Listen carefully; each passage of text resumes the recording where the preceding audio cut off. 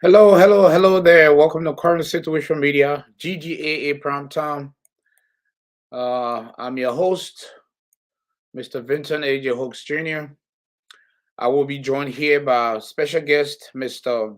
Kamara and Honorable Samuel Jaiden. And also, I will be joined later on by my co-host, Mr. Augustus Tarle. And we also have a guest analyst, Mr. Karwho Demetrius Flahn. So go ahead and share this here. I'm just going to play some music in the background as we await our guest to appear on the show here. And we will appreciate that here. But today going to be a very interesting discussion here. We're going to be discussing Gbote Association in the Americas. So it's, like I said, it's going to be a very important discussion. So while we await our guest, please go ahead and share this live segment here, and we will appreciate. How you doing? Happy Tuesdays. Fun Tuesday. GGAA Prime Time comes on every Tuesday here at 8 p.m. Central Time and 9 p.m. Eastern Time. And we discuss Gbote Association in the Americas. We discuss current issues. We discuss the national leadership, local chapters, and we just bring things to the limelight concerning GGAA. And so right now, what I'm doing here is I'm trying to share this live here, and also we encourage you guys to share this live as well.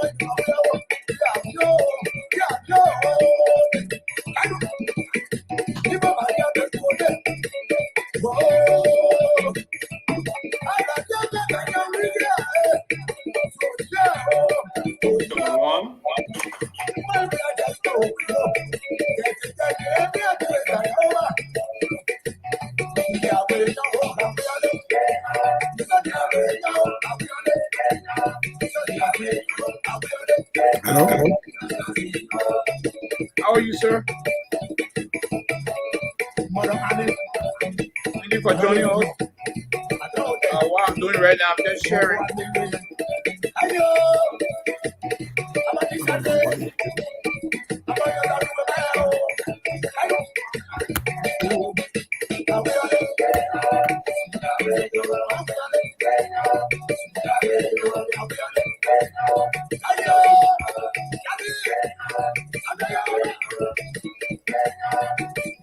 Hello? Hello?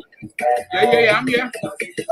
Yeah, we'll be starting in 5 minutes. Just sharing right now. Can you hear me? Yeah, I'm hearing you. All right, I'm going to load the music.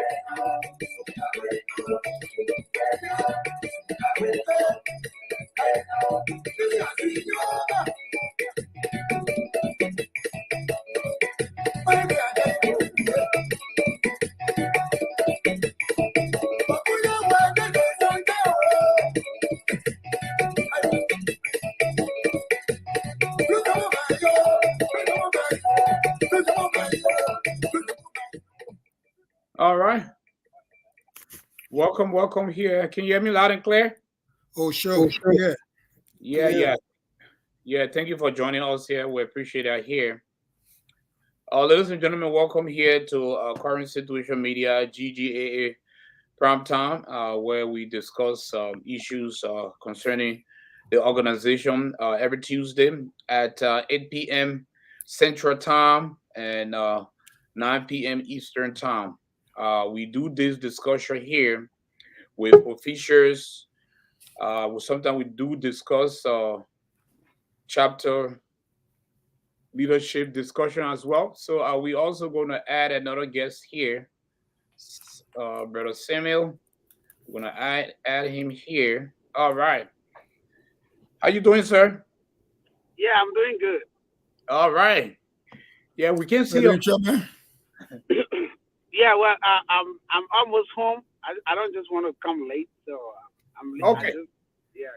So Yeah. Take your time. I'm- Right now. Yeah, right now we're still sharing the videos here.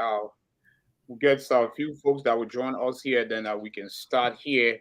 So thank you very much for taking time off your busy schedule to be here. Uh, Hi, Chairman. How you doing? Yeah, I'm doing good, Mr. Kamara. Okay. all right. Thank you, folks. We appreciate that here. For those that will be joining us, could go ahead and help us share this here. As you know, that this is we're still trying to promote this page, and we're going to keep doing our live segment here from this page. I will also put a link here on my personal page, gentlemen. Thank you very much for taking time of your busy schedule here. We appreciate that. I'd like to welcome our audience here, those that will join us from Washington, across the state of Iowa, and across the United States. Thank you very much. Welcome here to Current Situation Media, GGAA Prime Time. We discuss issues concerning the organization every Tuesday, and especially as you all know, election is coming up National Convention election is coming up in May in Des Moines, Iowa. So just to bring you guys updates a little bit about the network here, its current situation media, we do operate on a triple constraint. We operate within the scope of informing, interacting, and entertaining our guests and viewers from around the world. Thank you very much, here for joining us on Tuesday. So how you doing, Samuel?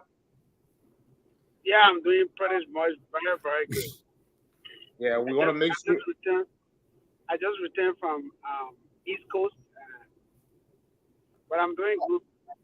Okay. Yeah, we just want to make sure you arrive home safely. Then Yeah, yeah, how far are you from home? yeah, I can talk though. I'm not that far from home. Oh, No, okay. yeah, I got a lot of red lights to beat. Oh, okay. Thank you very much, here. So Mr. Kamara here, we're gonna go ahead and start the show here. Our other guest will join us later. We'll be joined here later on by Mr. Augustus. He will join us in the next hour here. We'll also be joined later on by Mr. Demetrius Flahn, who also tonight he's our guest analyst, and he will join the conversation as well here.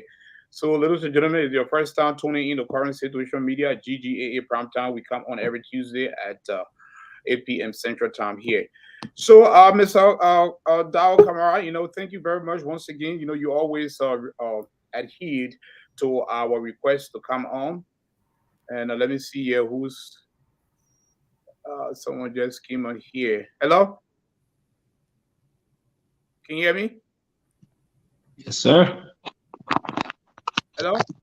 Yeah, hello. Oh, okay. I didn't send you the link. Did somebody send you the link? Yes, I share it. I share the link. Oh, okay, okay. That's fine. That's fine. Yeah, we can bring you guys on at once. Yeah, we appreciate that. So yeah, so you guys can go ahead and also share the live segment here, and because a lot of people is not familiar with this new page here, so that way we can get people on here. At least we can get a few people on before we start. That's what I'm doing right now. I'm sharing this page here on my personal page. So if you guys can share either in all those GGAA chat rooms, we appreciate that. And I'm sharing this here as well.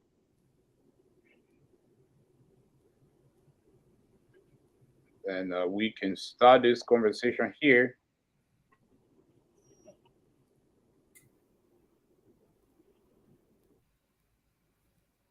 All right. So, gentlemen, we're going to introduce ourselves here. Let's wait for Samuel to come back on here. And but this is a 2-hour interview here, very special interview here with leaders of the Grand Jury Association in the Americas here. So we're going to start with Mr. Dao Kamara. Go ahead, introduce yourself with regards to your community status and your profession and your state of residences. I think I've been here quite a time. Everybody know who I am, and I'm from Buffalo, New York, and I'm a New Yorker. Again, I'm a farmer. That's my profession in life, which I believe I was born and I inherited. Again, I work in the field of non-for-profit. I did non-for-profit management, and I'm a grassroots organizer. I'm an advocate, and I'm a father, a brother, and uncle to many.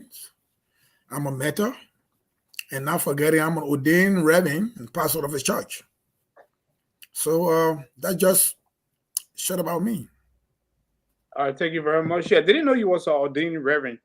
What is the name of your church? The Church of the Nazarene. Oh, okay. It's a Liberian church or American church? It's Or it's a diverse? it's a Liberian church, but we mix with different nationality. Oh, okay. And you are the lead pastor in that church? Yes, I'm the lead pastor. Oh, all right. Thank you for that information. Yeah, go ahead. Our next guest here. Introduce yourself, your state of residency, and community status, and we can fire it up.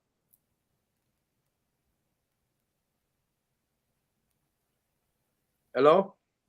Can you hear me, sir? Jerome, are you there? Yeah, I'm here. Yeah. Yeah, so go ahead. And, can you hear me? Yeah, I can hear you. Yes, go ahead and introduce yourself now with regards to your state of residency, your community status, and if you are official within the Grain Dealer Association in the Americas. Anything else you want the audience to know about you? I'm Jerome Swore. I'm from New York as well. I'm a New Yorker. I'm a family man. That's it. Thank you. Thank you. We appreciate that. So Samuel will be joining us here because I know his Samuel. Can you hear us? His microphone is mute right now. Yeah, I'm hearing you. I'm hearing you. All right, go ahead. Yeah, introduce yourself for the benefits of the audience, please.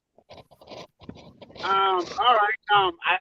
Most of the people watching, they know me. I'm Samuel Jaiden. I've actually been working in the Grand Dealer community. Let's say I serve as a youth chairman during the Fred Guion administration within the Grand Dealer Association in America.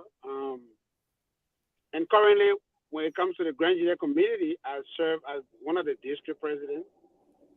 And but now I looked at the team that is actually I think is the best team and endorse them. But then I was actually selected again by the same team to be the campaign manager, the national campaign manager for team Tarle Kamara. So yeah, that's all in nutshell. But SOJ, everybody that know me, they know me to be commonly known as SOJ. So Thank you. thank you. And welcome to Current Situation Media, GGAA Primetime. Thank you very much, Samuel, and we appreciate those unique introductions from you guys. So, ladies and gentlemen, we will start here our program here, and we welcome those who will eventually join us here. And please, we will pretty much speak one at a time. We'll have some rebuttals from our co-hosts and other analysts that will be joining us here. So this was a very special interview, but we still welcome our co-host and other analysts that were also interested in participating in this interview here. And we also like to thank Mr. Kamara and his team here. Every time I reach out to him, he's always available and make time to appear on the network. So with that said, Mr. Kamara, go ahead. Let's dive into your platform here. What is the theme of your platform and why you guys chose that theme? Was it a new day and a new direction? How did you guys come up with that theme? You know, what motivated you guys to choose that theme? New day, new direction. Yeah. If you look at the center in the GGAA community right now, somebody on volume? Yeah, there was a noise, background noise, but I think it was Samuel, because remember Samuel said he's going home. So I kind of put him right now. Yeah, go ahead. If you look at the saga within the GGAA community log, it requires GGAA need to say heaven right now.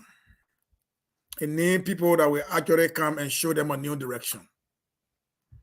GGAA got to believe that the Tarle and Kamara team not going to do business as usual. They're going to be a whole different thing. I'm going to introduce them to the full expectation of what a not-for-profit organization is supposed to be. This organization lost direction. It lost its course of operation. And it is time that expertise who understand what it means to run a not-for-profit to come and step up to redeem the organization from the saga that is ongoing right now. If the Tarle and Kamara team is elected, they're not going to be a new day and a new direction. That's what we mean, new day and new direction. Thank you. So this organization lost a direction here. So are you saying that this organization lost direction under which leadership? Under the Gbote leadership or the previous leadership? Under all the leadership, not just Gbote. Let's be specific here. You say it lost direction. For how long? For a long time. I can say from from time immemorial, from the Glare administration to the Cannon administration to the Collins administration. When I say the Lord's direction, it means that being a not-for-profit organization is not a political entity. Not-for-profit organization is not a political entity. And if you mix a political entity with the mission of a not-for-profit, you got what we call chaos. The result of mixing a not-for-profit with a political entity, the result is chaos. And that is the chaos today we find in GGAA. You're going to manage it to get along with it, but it depends on who succeeds you. Because if your predecessor do not understand the direction where the organization is going, the chaos will continue and it will continue. There will be no direction. And there where the Tarle and Kamara team want to come to arrest this situation now. Because when it crosses this limit, it's going to be very difficult for GGAA to maintain its integrity. Looking at the past 4 years, let's say before we follow up our question here, let's go ahead and introduce we are already introduced our other guests here, but let's bring in here Yokonde here. That's the name here that on the screen here. Let's bring in here. So Yokonde, are you siding with that theme? And if so, what's your thought for the last 4 or 5 years? Well, give us the current state of GGAA. When I mean the current state, the functionality, are the members benefiting from this organization? Are they enjoying benefits, or this organization has totally lost a sense of direction in leading its people for the last 4 or 5 years? I'm gonna be very, very strict. I cannot give a full about. I will tell you the truth. I haven't been an active member within GGAA. Right. Okay. I'm new to the organization. I'm just coming in on the Tarle and the Kamara team right now. Yes, there are a lot of things I hear and see about the organization, but I cannot speak on them because I wasn't fully involved. For you to be able to criticize or even give an insight on something, you should be part of it. At least you should have offered your help. You should have done something, not to just come here now. You're new to an organization. You want to speak up the ills about the organization or what they've done wrong, what they done wrong. I'm coming in at this time because I feel that this is the right time for me to come in and join the team that we can bring a change that we think that needs us right now. So I cannot speak anything here about the organization. Thank you. All right, yeah, but what motivated you to now be an active member of the organization? Something should have motivated you, because you said that you are coming in now. Why now?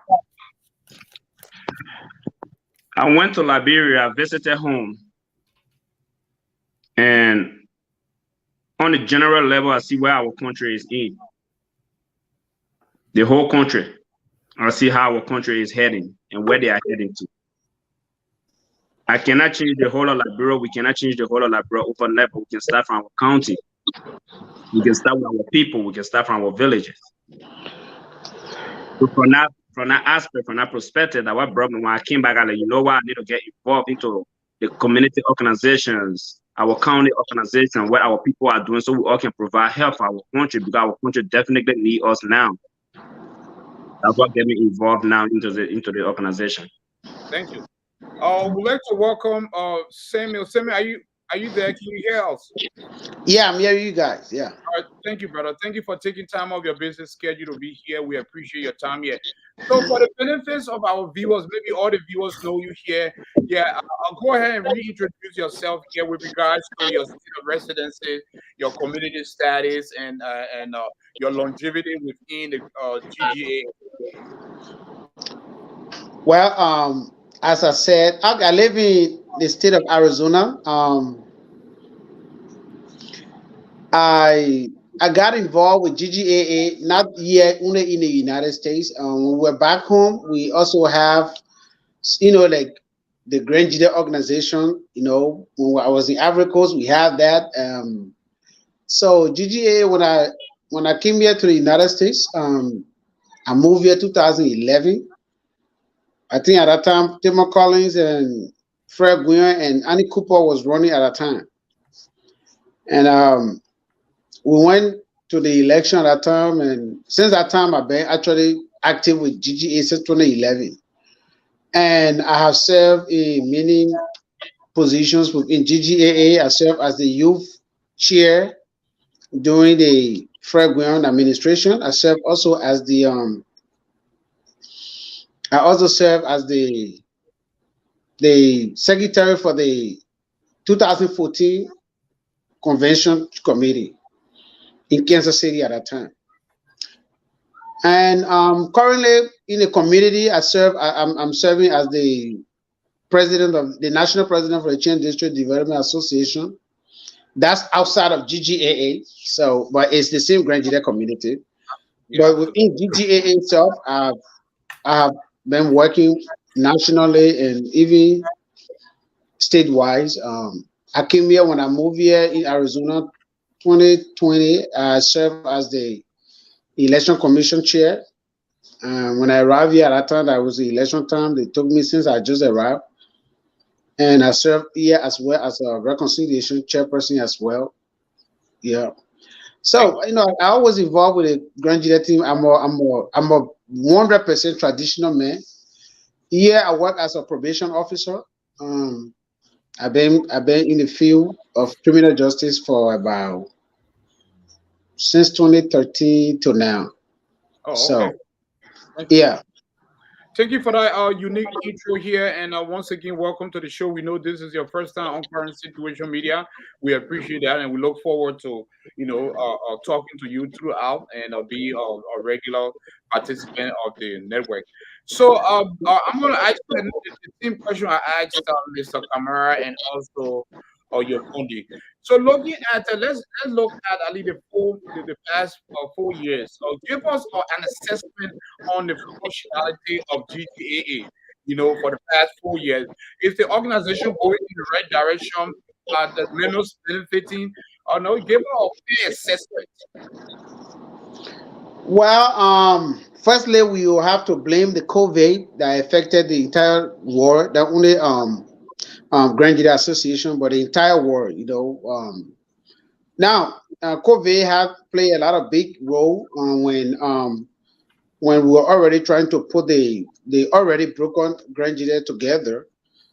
Um, Looking at the functionality of the organization, even though we had COVID, but GGO was still doing things on the COVID. The president Gbote things that he brought, a platform he ran on, he was actually in continuance with his platform to make sure that the minimum was put in place, and he was working as well, whether COVID or not COVID, but he did extremely well raising funds during COVID, and also going up with some construction of his platform that he actually convened the Grand Jide people to. So, and looking at GGAA, we all know that GGAA, before we went to Minnesota, GGA are already broken into pieces. So the United part, poor attendance of convention play also a huge role when it comes to because we have a lot of, let's say, district organization, sectional organization. All of these things play role in the declining of GGAA. So people get tired of the noise in GGAA. They just want to focus on their section. Some people get tired of the noise in GGAA. They want to focus on their district. If the thing drop to the district level, then they go back to their section. So all of these things, if you have, like, I'm a Gbote man, so we have Gbote at. I'm Chin district president. I'm a GGA member, right? So, and Chin district have 5 sections, so I have to also attend all the 5 sections convention, right? So now I'm budgeting myself. I have to forgo maybe 2 or 3. Definitely, I will not forgo Chin district where I'm a president. Then I'm about to choose between Chin district, either my sectional organization or GGAA. You get it? So Yes. these things led to the also declining of GGAA. It is not only the administration. We have a lot of factors that play in the why GGAA, even though it started from the Fred Guion impeachment, GGAA deformed. as we go, then things start happening. Many time came, Many was dissatisfied as he was mad leaving. He left with few people. He even though he didn't form any organization, but he has not been active in GGAA. So everybody that came with him that were not happy because of what people think that he was treated bad, they will not be active as well. So now they'll turn around and go back to the organization. So far, GGAA, it is not, I would not say 100% the state of GGA is okay. I can't say that, but I can say maybe 40% is okay, 60% not. So before we move to Mr. Kamara, give if you will have to grade it on a national level, if you have to grade this current leadership of James, Mr. James Gbote on a letter grade, what will you give him at the end of the tenure? Well, at the end of his tenure, it depends on where we are grading.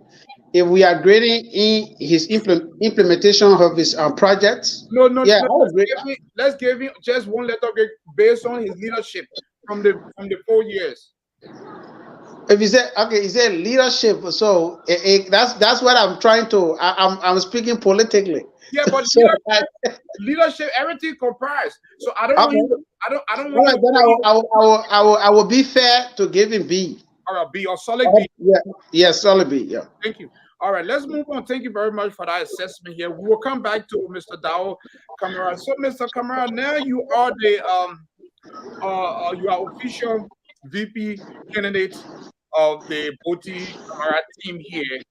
And how excited are you? How enthusiastic are you? You are gearing up for a very, very important national election convention. You asking how? Yeah. How excited are you? What are you bringing to the table? What are you bringing to the team?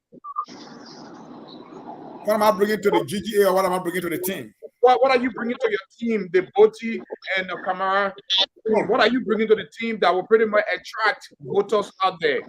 What is bringing to the team? Yeah, I'm coming with great experience. Okay, let's break it down. I'm coming with a great experience and a great expertise that people around the GGA committee know who I am. People within the Liberian committee don't know who I am. People outside of the committee know who I am. And I'm taking that experience and bringing it onto the Tarle and Kamara team to be able to show what it means, how to manage a not-for-profit organization. So those are what those attributes and experience that's what you bring into the team. Am I correct? Yeah, that's what I'm bringing to the team, and that's why the team actually. That's why they vetted every one of us, and they say yes, we want Mr. Kamara to come on the team as a vice president on the team. Yes. So, Mr. Kamara, let's go ahead and put this viewer. One of our viewers comment on the screen. You know, like I said, this show pretty much we engage our viewers. Our viewers are pretty much part of the interview process, so we don't like to ignore that comments. You know, so let's go ahead and put this comment on the screen here by A.Z. Emmanuel. He said, "How can Mr. Kamara disassociate GGAA from politics if he, Mr. Kamara, accepted to go to the election?" Can you? The answer is just simple. I can't be outside to change. You can't be outside the system to change the system. You got to be inside the system to change the system. So I cannot change what GGA already believe until I enter the system. And when I started, I told you, I said, if the Tarle and Kamara thing actually ascend to the leadership, it would not be business as usual. Definitely will not be business as usual. That's going to be a new day and a new direction. Mr. Kamara, how do you differentiate politics from a non-profit organization functionality? How can you avoid that with looking at such a huge organization like GGAA? Yeah, okay. Can I come in a little bit? Yeah, all right. Come in. All right, so you know, there are two different things that we are saying here. The politics, politics and the GGAA itself have our own politics. Yes. So but let's do this, Samuel. Before you continue, let's define the word politics first, then we can dive into it. Because let's see how can you give politics out of a huge organization like this. What is politics? Well, if we are looking at politics in the organization, I look at politics in the broad stream. Yes. You are talking about institution within a body.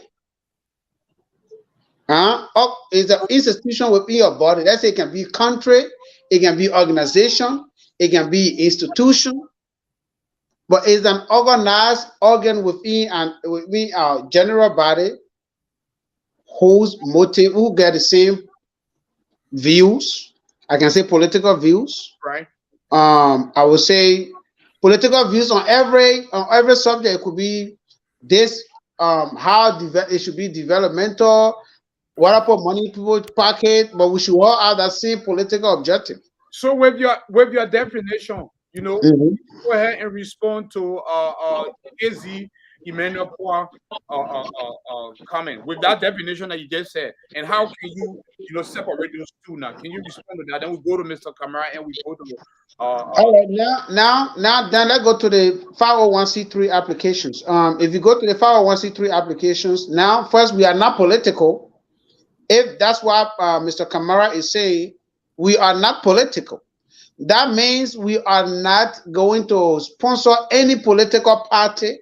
Are you referring to Mr. Kamara, or are you referring to Mr. Emmanuel Poir? No, I'm trying to. The question I'm trying to different the politics now. Trying to differentiate between the I'm trying to differentiate the politics and the politics within GGAA. Okay. So let's say it is not political because we cannot sponsor any political party outside of our own, maybe within GGR to elect. But within GGAA itself, we can have a system where we can elect our leaders. Because on that 501c3 form, they will ask you, how do you elect your leader? It could be we elect both can appoint president. For instance, it could be we elect the board can go and appoint a president and the entire team through a vetting process. Or it could be the one we are doing now in GGAA and also vote.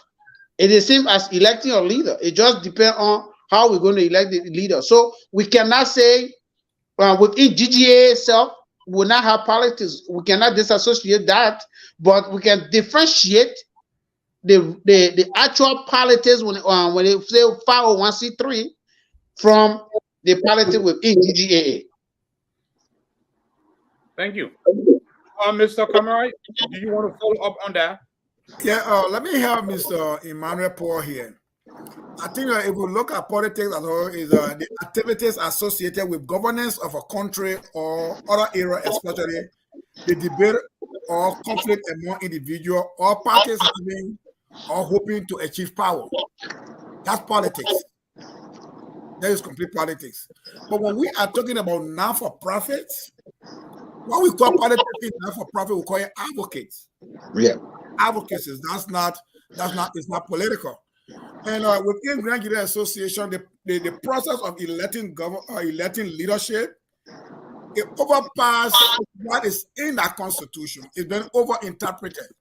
So it led to a place where we fought ourselves directly within the political diagram. It becoming difficult for us to take ourselves out of it. Now we're creating the SACA. It is possible that we can form a political forum within the GGAA and have our 501c3 preserved to do the job in which it was actually approved for by the state or by the government. Let me give you an example. I serve as the first vice chair of the EULA board of directors. EULA is not a 501c3. EULA is a complete political organization. Okay, being the first vice of the board of directors, we still have a 501c3 within EULA that is operated by the Social Service Committee. In the Social Service Committee, we have its executive director different from the national leadership, because the standard that we owe is complete political. So we are there for advocates to hold our government to a standard, so it can be able to perform the way the Liberian people need to enjoy the national cake that belongs to our people. So if you know how to differentiate things and get into a way of working now for profit, it will be very easy for the organization to succeed, not to focus on the political aspect. Who are suffering? The masses are suffering who do not understand what is actually happening at creating the cycle within the organization. So how is so before I put a follow up question here, brother, do you want to respond or add to what Mr. Kamara just said?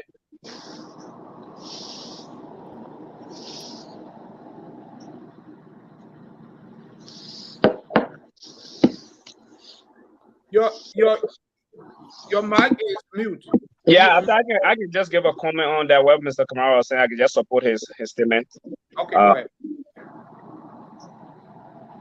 GGAA have turned to a power struggle. That's what makes the politics overtaking it. But wherever you see there is power struggle, that's political. Because as a not-for-profit, as he said, it's advocacy. You there for the people. You there to provide service. GGA not providing service no more. I'm not seeing the services that is really being provided for the people, for the market, except power, just doing projects, but the projects are not really things that really helping the people. It's just there to prove that I'm in power. I can run projects like I'm running the country. Because we are saying I'm building roads, I'm building hospitals, I'm building this. That's the thing we're seeing down there that the people telling me, say, oh, I'm having this to help the people. I'm creating this to help the people. I'm doing this to help the people. That's the difference right now, according to GA, really focusing on politics than being a profit. Thank you. Guys, before we proceed here, if you are not speaking, can you go ahead and mute your mic? Because I think we are hearing a background noise from one of our guests. So if we are not speaking, you can mute your mic. When I ask you, you can unmute.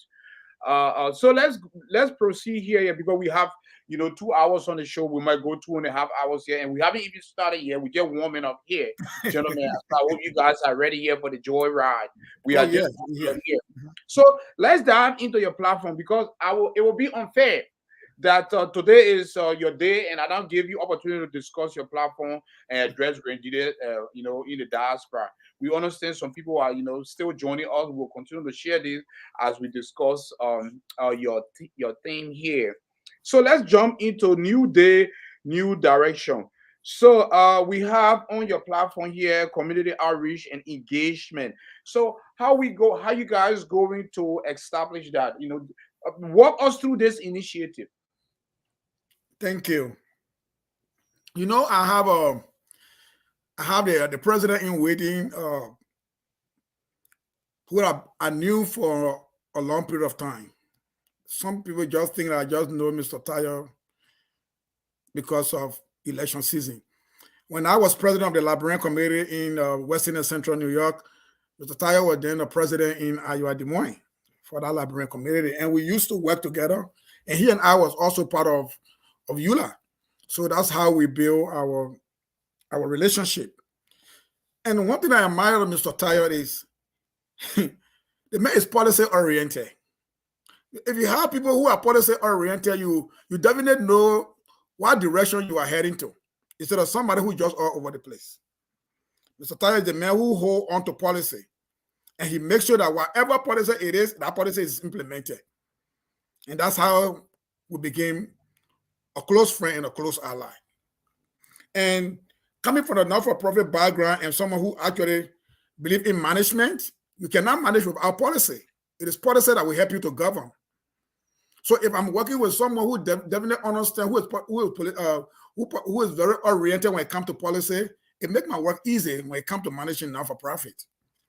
So look, we agree on this platform that, look, for us to outreach and touch the life of the members of Grand Union Association, we need to create what we call partnership.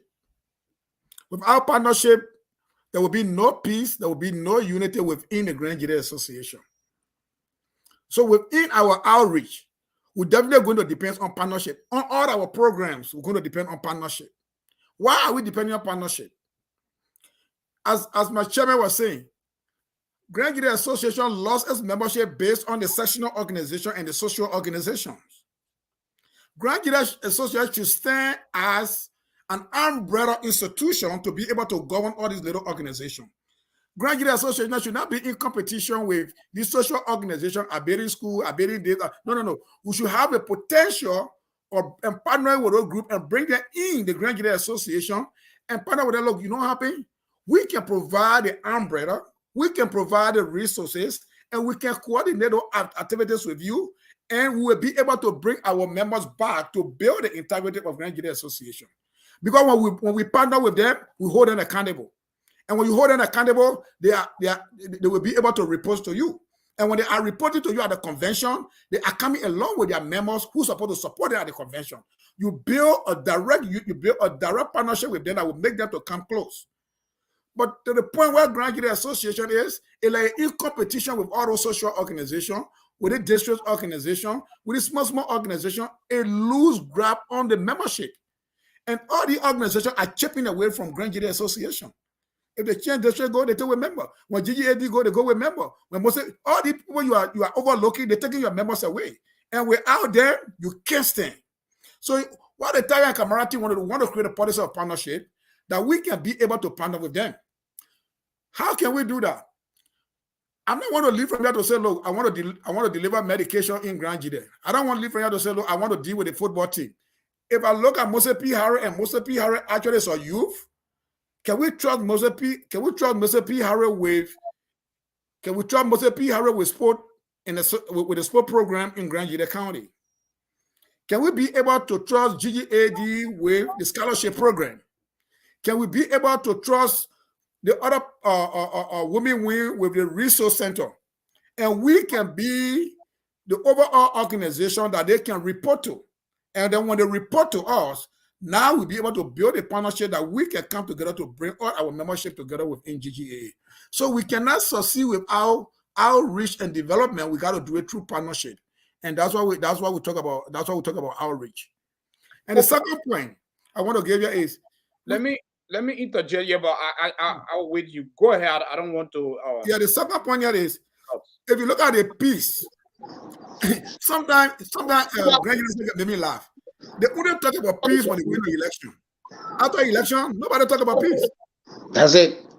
If they come into election, that's not all the people who actually chip away from GGAA. Now they come and stand for peace. You just brought the organization down.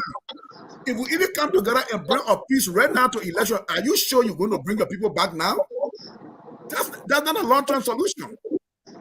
That solution is not guaranteed. The problem of GGAA problem right now is the former leadership, and people are afraid to touch it, and I'm not afraid to touch it. All the former leaders in GGAA are the problem right now for the organization. If we will start any peace process, we got to start with the former leadership. Can we meet Mr. Collins? Can we bring Mr. Fred Gbote on board? Can we bring Mr. Mayer on board? Can we bring now the problem with Jimmy Gbote is coming closely because when I go down with Jimmy Gbote, they believe I'm going to follow him too. Can we bring Jimmy Gbote on board? And then people have to sit in the room and have a member runner of understanding if they show they want peace to relinquish those people that are following them. The members are not the problem. These former leaders are the problem. These are the ones that people believe in. And these are the ones that people following. So for us to achieve peace and unity in the organization, we first of all start with the former leaders. And for us to start with them, we have to organize them as an imminent person council. They are not organized. They have to be organized as a permanent imminent council and have the board of directors, have the leadership council and the administration, have the four organizations actually organize and bring them together and have peace. And then the four organs can stand and reach out to the membership with credibility to say, look, we are the problem.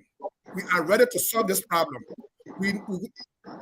Mr. Mayor should speak to his people, Fred speak to his people, and everyone that come together in one voice as an imminent council to say from today's day, there's no GGAD, there's no other small group. We're working today to be the former leaders of the organization to support and back the peace process within GGAA.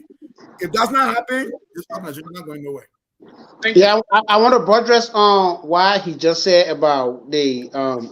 I just want to buttress a little bit. You live in Iowa. I don't know how long you've been living in Iowa, and you know who Gbote is doing. When Gbote was when he was the president of the Labrador Association after I came here newly.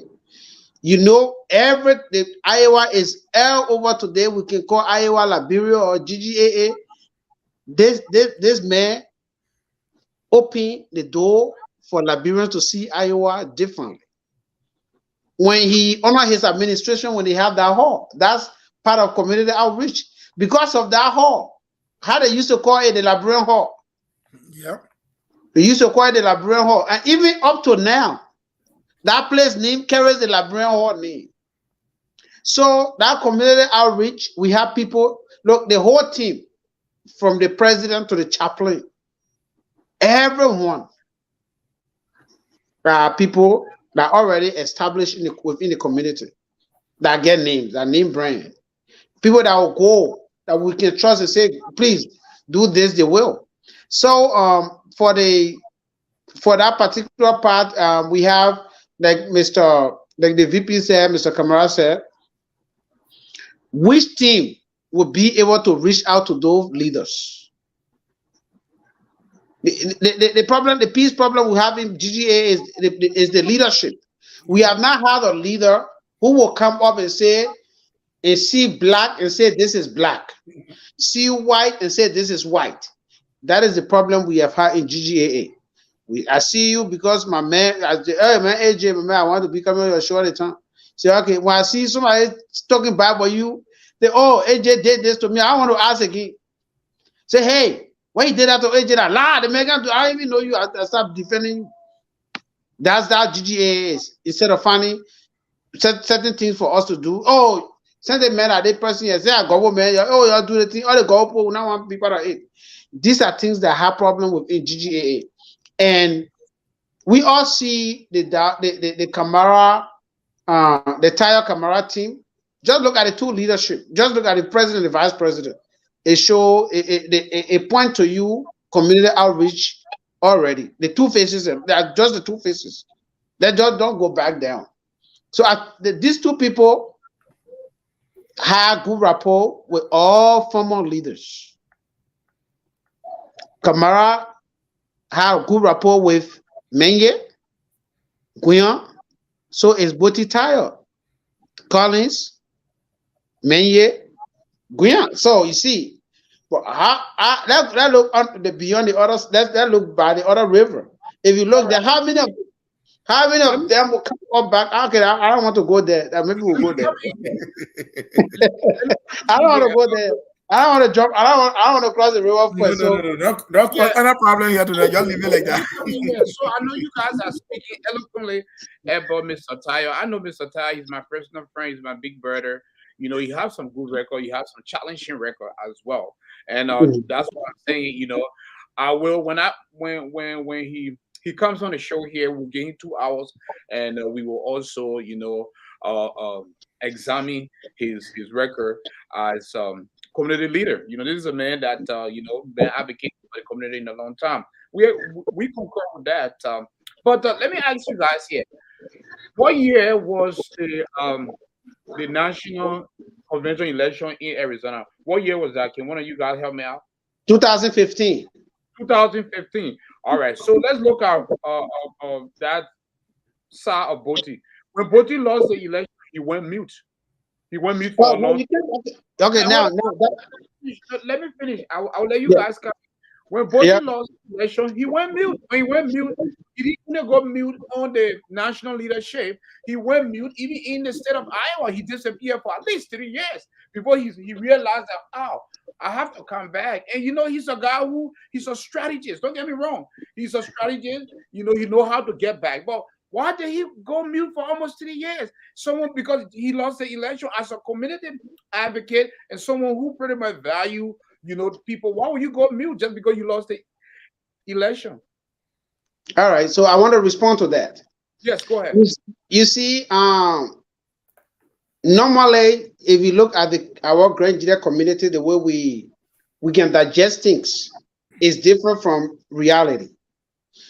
If the time Gbote lost the election in 2015, he still opened his arm to any leadership. I don't think when you use the word mute, he didn't go mute. He used he kind of allowing the leadership at that time to do her job. For instance, I'm just saying now, you know, let me give you for instance. I'll just give you one instance. when Meyer became president, right? At least I was like him myself. I said, family. Well, certain thing happened. They say Samuel Jira that wrote against Fred yesterday. He kept mute on him in Meyer case, and he's not talking. And this, and the different. You see, the thing what they don't know is this. Before I write something and accuse you, AJ, I should have at least small proof. That's it. So if you say Meyer did this, if I don't have proof or if I don't see anything, for instance, I can't go attack him. But the fact that I am Meyer going election, then I question Meyer tomorrow, they will say I'm talking because Meyer beat me. So what he allowed, Mr. Guillaume, because Mr. Guillaume want him. He allowed Mr. Guillaume said can be on the line, and you will not say I'm lying. But he stated that anytime we need his services, at that time I will Fred Guillaume. When we need his services, we should come to him anytime. The question is, did anybody reach out to him? Because he does not want to come back and say, oh, may I do this? Somebody, you say, but it's a strategy. You call you and say, my man, I know you the committee chairman. I can attest to that. He called me based on you committee something. We say we want to have our get together. He called me. He said, if you want to come in Iowa, if you really want to bring the team Iowa, contact Josephine Check, contact the other person here, contact the other person here. It was what did I giving me all the contacts, even though we beat him in 2015. But he does not just want to be somebody on top there to say, oh, I want to do this. Then it will be like honor-minded. So what he did, it is not being mute, but what he did was allowing the administration to do her job. And anytime they needed expertise, he was available because we needed it. I'll tell you the reason I said that because Edith Paul, when she lost the election in Minnesota, she never went mute. And as a community advocate, even I'm here in the state of Gbote. I can, I can reach out to him anytime. He went invisible for at least 3 years, even in his own community. Before when he came back, he decided to be active again. We had a discussion. But it could be, I don't want it to be that because he lost election, but it could be. Okay, that look on the natural side. That look on the individual side. Yeah, but I'm not done yet. Let me get my thought out. I will let you come in here because okay. So what I'm saying here as a community advocate, and he's part of the organization, even when he loses to our leadership, his active participation is still relevant, and that's why I'm making an example here. If I lose an election, my active participation for the benefit of the organization, it will still be relevant. I will not wait for phone call. I will be visible. I will be making phone calls. That's what a leader is supposed to exhibit. Because if you stay mute, because I lost and I'm waiting for phone calls. I mean, how? Because remember now, these questions they will reappear during debates. People at Gbote again during the debate. So I'm just trying to ask you guys now. You guys are part of a team that this man went mute for some years and he decided to resurface. So before you come, what is the chances? What is the chances of the people pretty much adhering to this new man or this new team, compared to the past? Well, as I said, I want to clear that part. Yes, go ahead. As I said, Gbote did not go mute. One, he was available anytime he was contacted. Because during the time I served as youth chairman on Fred Guillaume, I contacted him that we want to bring our committee there, and I was working with him. He was the one that gave me all the woman that I think he said she was going to kill cow. It was Gbote recommendation. So as I said, he did not go mute, but he does not just want to be interpreted as honor-minded. They did that to Johnny Gbote before. Johnny Gbote came. He wrote something one time on Menyeti. They say, oh, Mr. 94, you because you lost the election, why you tell them you're doing this, you're doing that? Well, that's voicing things out. But I don't know what you call community involvement, or maybe they were doing something. They said he should donate. That he was not donating because he said, for instance, when Edith Paul lost election what they call in Minnesota, she was still involved. I don't know how. That's what I'm saying. Unless it's because she make payment, if they are doing payment, or how the involvement in which with me, I don't know. Because let me help you, Mr. Manager. It's something we call government of inclusion. Right. Okay. And I want you to understand that you are dealing with a section, not the Liberian government. There's certain group of people in this group that you are dealing with. And these people have their way of doing business. And you got to understand that if you are someone who had an expertise, the way people perceive you to be, you got to be very careful of it. Sometimes if they don't call you and you get it, they say you want to overshine. The other people are afraid to see people who shine. Exactly. Other people are afraid to see people who have expertise. Whenever you are a model, you become a threat for them. So sometimes you lead from the behind. You don't lead from the front. You lead from the behind. There's sometimes when you are in leadership, people think that when you lead the area, when you give it to them, they couldn't handle it. Then they begin to look for you because then you know that you have the expertise to help. But if you just jump the gun ahead of time, the might call you say, "Oh, you power greed." You know, because you lost that while you're doing this, you don't even want to wait. So sometimes you lead from the behind. And Mr. Tarle led from the behind. He did not remain mute. Yep. You have to respect people who are in the positions. That go down to the committee itself. The committee you lead in, that you are leading people in the committee, certain time will come down, see committee, they are tired with you. And when they are tired with you, give them their space. And when you give them their space and they need you, they will look for you like a torchlight. That's what made Mr. Tarle a quiet man, a strategist, and a policy-oriented person who knows what he does. He does not really jump into people's business because he just wants to join into it. And to add to that, it could be personal reason or social reason. You know, maybe it could be something that's going on in his personal life that he does not want to share with anybody. Yeah, at least that's what I wanted to hear. No, but it could be. I'm just saying it could be. I say it could be personal reason, like let's say, yeah, like it could be that. But to say he's muted, he was not, because even at that point at that point we say he was muted. When I reached out to him, he answered the phone and he gave me all those contacts. He didn't say, "Oh no, I want to be muted." Still take calls from your friends, but we will. But okay, so after I want to ask you, if I ask you for advice and you give me the advice, how are you muted though? Samuel, because I live in a state with Gbote after the 2015 election. Trust me. Yeah. I'm telling you what I know or what I observed. But we will spend 2 hours. No, not give you a little bit. Not give you a little bit. You know Gbote. You know Gbote Akami. Gbote is not on the show, but we'll spend 2 hours dissecting Gbote record when he comes on the show one-on-one with me. So, but yeah, but all of these. If you have Gbote agent in here, then you gotta be careful, because not because you live in Iowa, then you really know about Gbote. You can live in the same city because you know him, that's not the way you know him. I work with his leadership, and I know Gbote more than you guys. So No. Disagree. Then we will disagree with you on that one. Agree. Let's move on. So, Yokonde, how familiar are you with Mr. Tarle? I know you are just getting back to be active in GGAE. Are you in support of the Tarle and Kamara team? And how familiar are you with Mr. Tarle? I know you know Mr. Kamara, but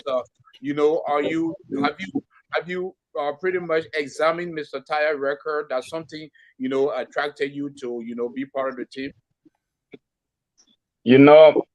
What I learned from principle, what I learned is that for you to know a person, you have to pass a time with that person and have a conversation with them.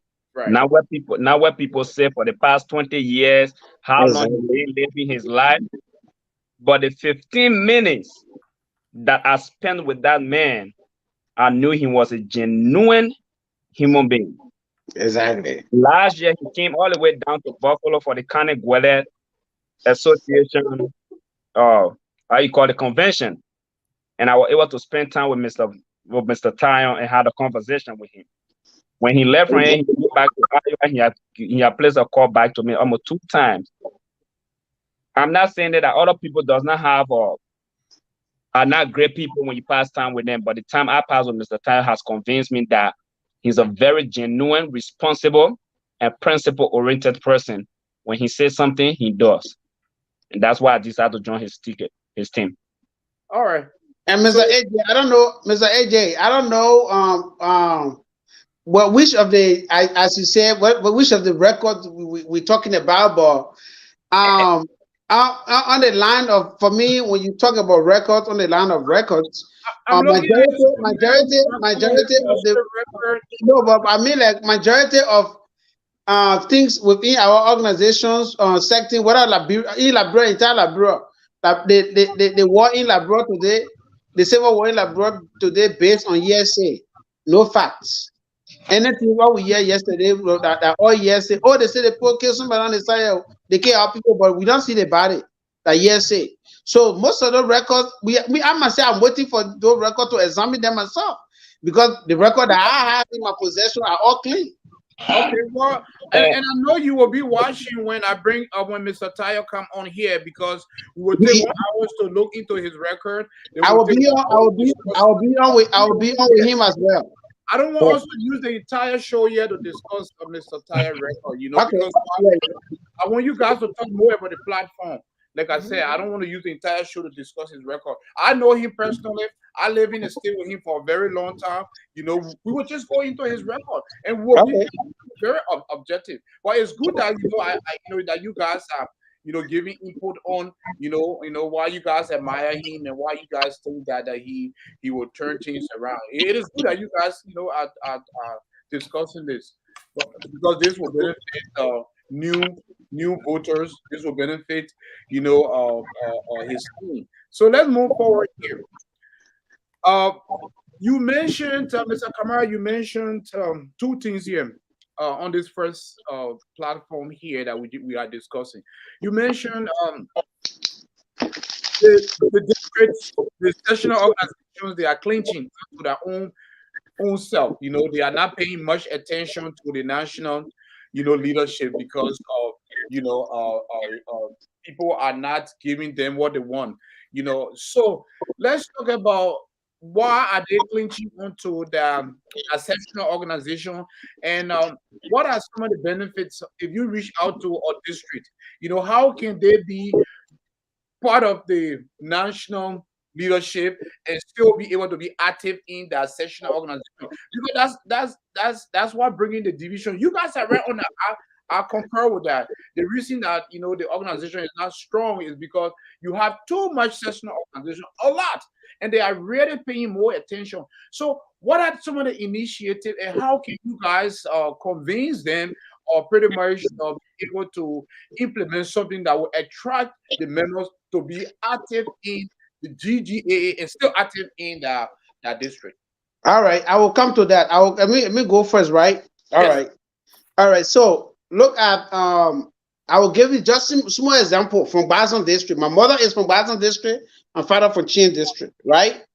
Just look at Basin District. The reason why Basin District, any citizen of Basin District is picked up. They will say, "Oh, I'm tired with GGAA." They will tell, why Basin District will say that all the development that been going to Grand Gide, when they go to Chin District, not go to them. So they'll rather focus on their district. Right. So their money they pay, they'll rather pay it on their district.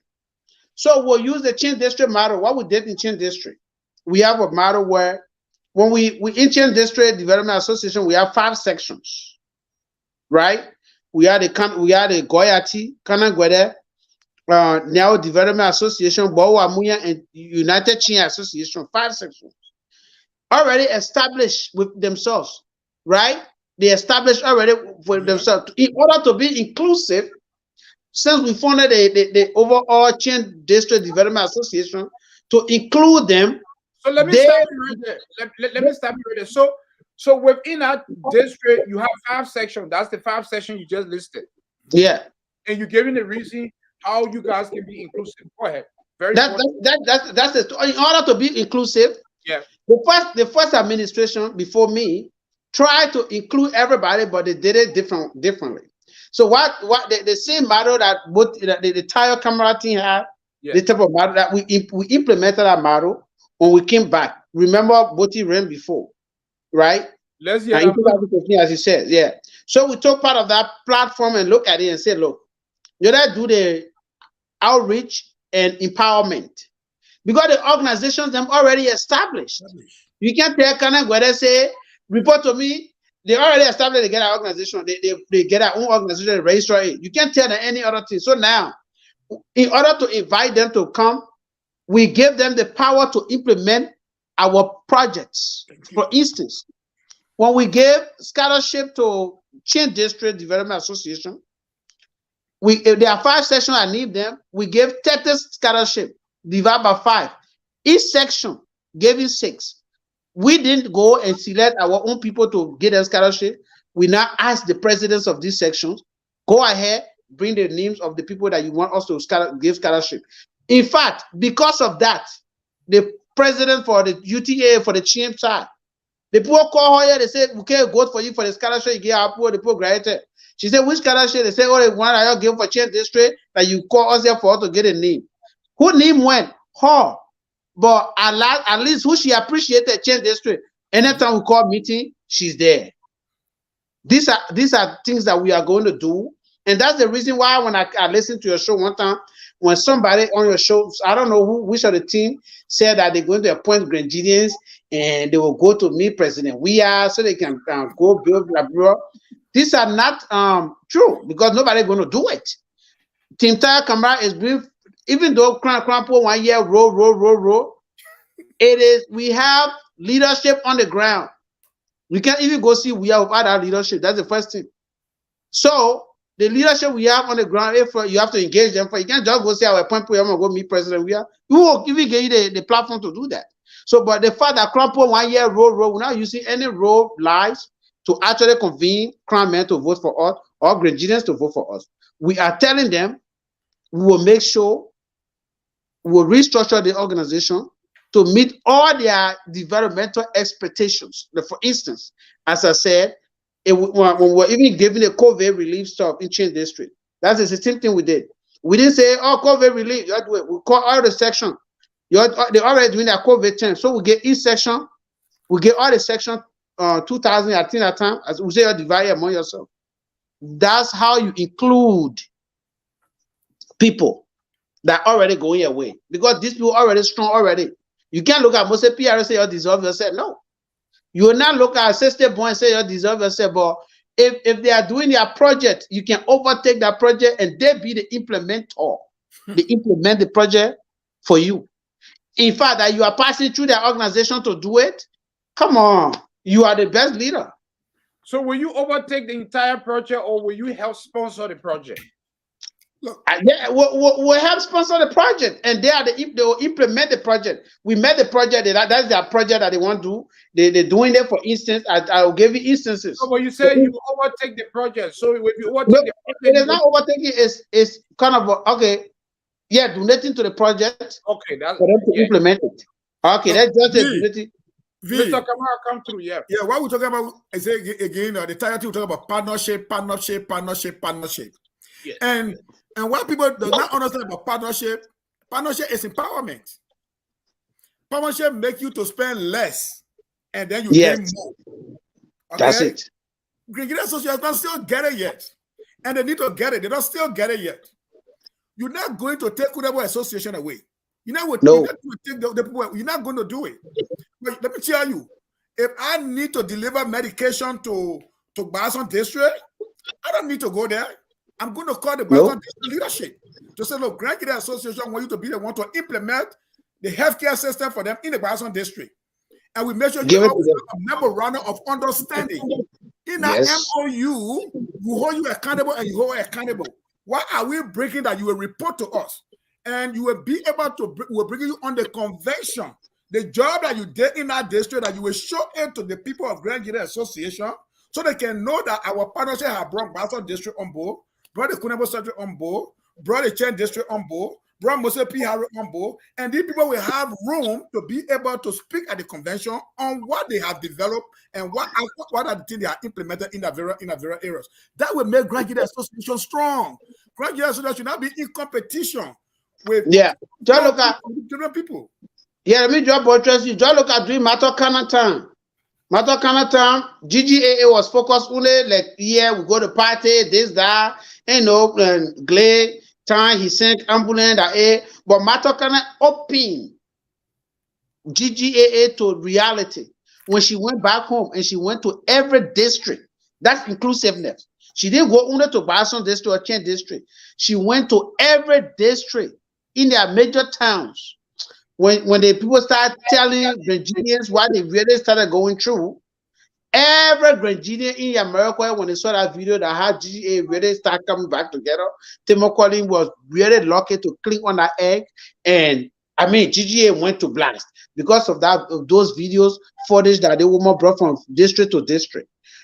It is not so late. And that project without evidence, nobody going to trust you. No. If somebody give you a dime, come with evidence on how you spend that dime. And these members that are paying that dimes, and they can see their mother in that village receiving paracetamol from you, or see somebody receiving, the youth are getting football materials, and the people in that village, trust me, the more they will start coming to the convention because they know where their money are going. So I will give you an example again I will give you an example of what we achieved in Chen district. During the COVID time, I talking about getting 2,005 divided by 8 are 4,000 each. That's what they do. We get them 4,000 each. And 400, right? That 400, you give each section. Just look at UTAA, like the Chen, United Chen. When they call it, they say Chen district gave COVID relief to UTA, to Gbote. They don't call it money. But do you know how much each section raised by themselves? Over 9,000.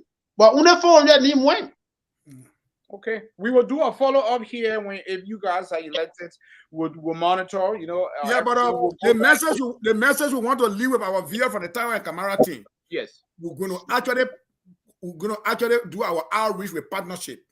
Every Gbote organization, whether it's district, it's social, we want to actually promise you that this leadership under the Tarle and Kamara team, you will never be left out. You will be included within this leadership.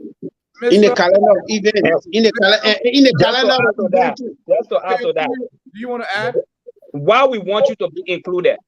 Why it is very important for you to be included? You are Grand Gbote. Yeah. Period. Grand Gbote is for every one of you. So there is no way anybody will come and say GGAA is different for Gbote from Chen organization from this one. No, she just is the mother. And you all are the children under the same umbrella. So there shouldn't be no obstacles for our people to come together and be in their own different districts and still be under the umbrella of GGAA. Thank you. So let's move on here. Our good governance and administrative reforms. Let's give some emphasis on this. Yeah, there is a problem that GGAA is facing right now. They lack good governance, administrative reform. Because the lacking of good governance, that's what led the chaos within the organization right now. Look, I'm very surprised that it is in Grand Gbote Association I came to already find out that the board of directors is a dictator. I'm surprised. What's his name again? I forgot. No. It's not the one. It's not the current one. I'm just talking about the position board of directors. If somebody here that you are chairman of board of directors, elect, you are the owner of the organization. Within a good governance, the chairman of the board of directors, you are just a facilitator. And secondly, you don't even have a vote. The only vote you have when there's a tie, we need you to come in to break the tie. But you are there to facilitate the process. You are there to bring oversight on the board of directors. But what is the primary functions for the benefit of our viewer? What is the primary functions according to our GGAA constitution? What is the, and you can paraphrase that, that's fine. What is the primary function of the board of directors? The board of directors is to provide oversight. That's all. It's to provide oversight of a checks and balance. Board of directors within Grand Gbote Association is the second decision-making body, not the board chair, but board director. The board of directors Not a board chair. And they're the separate decision-making body after the conference. What's the primary function of the board chair? The primary function of the board chair is to see the day-to-day affairs of the board. Okay. And the board SA have a board rules. And they always have to meet a two-thirds majority before making any decision. So are the board of directors on their functions? Let me make it clear to the people. That's why we call you the facilitator. The facilitator means you are there to make sure that all those little rules and things that govern the board to make sure that they are implemented. Okay? That's why you're there to facilitate it. So on the team Kamara, team Tarle Kamara, look at it. Look at that perspective. We say good governance. Look at the first of all, if you're looking at good governance, you are looking at restructuring the entire governing body of the organization by one, looking at the same constitution that divided the GGAA. Make the constitution first simple instead of those too much complicated things where they say reprimand and impeach, and reprimand and this, that, or board of directors will say, I send my name on the account, I get a right to pass this judgment because I call meeting and 6 people not come, then I will make unilateral decision by myself. I'm the board director, or only the 5 board, the executive board members just come together and what they call no. Or president, you see on the GGAA, just look at the GGAA account. You got president on the account, secretary on the account, board of directors on the account, board secretary on the account, treasurer on the account, 5 people on the account. Anybody can walk in there, the 5 of them. Anybody can walk in and take money because they need on their account. You can't do nothing to them. So what are the changes that you guys are bringing if you guys are elected? And then we are going to restructure. We're going to restructure the organization. The changes we're bringing, instead of having all these for the 2 board members that don't even know constitution, we're going to propose the reduction. And even to be a board member, you will require to meet certain criteria on the you have to be actually inclined to GGA constitution. Are you guys saying that you're going to amend the constitution? Of course, that constitution needs to be amended. Let me help you, Chairman. When we talk about good governance, we talk about good governance. We talk about good governance. We talk about good governance when it comes to the board of directors. Yes. We're going to propose to let the people know. Can today GGAA reflect today's reality than in the 75 reality? Because the people that wrote the constitution in the 75, they have a good intention, but it reflected the organization at the time. Yes. But today, that the constitution reflects today's reality. That's what we want to focus on.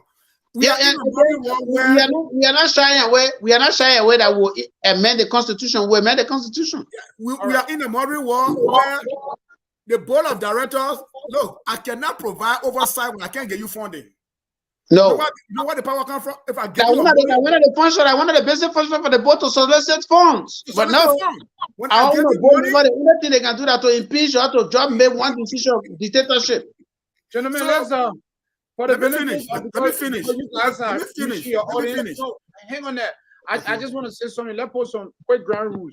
You know, because I'm talking to your team, but let us speak one at a time. Let's give each person 3 minutes, and another person can follow, so that way everybody can be able to participate.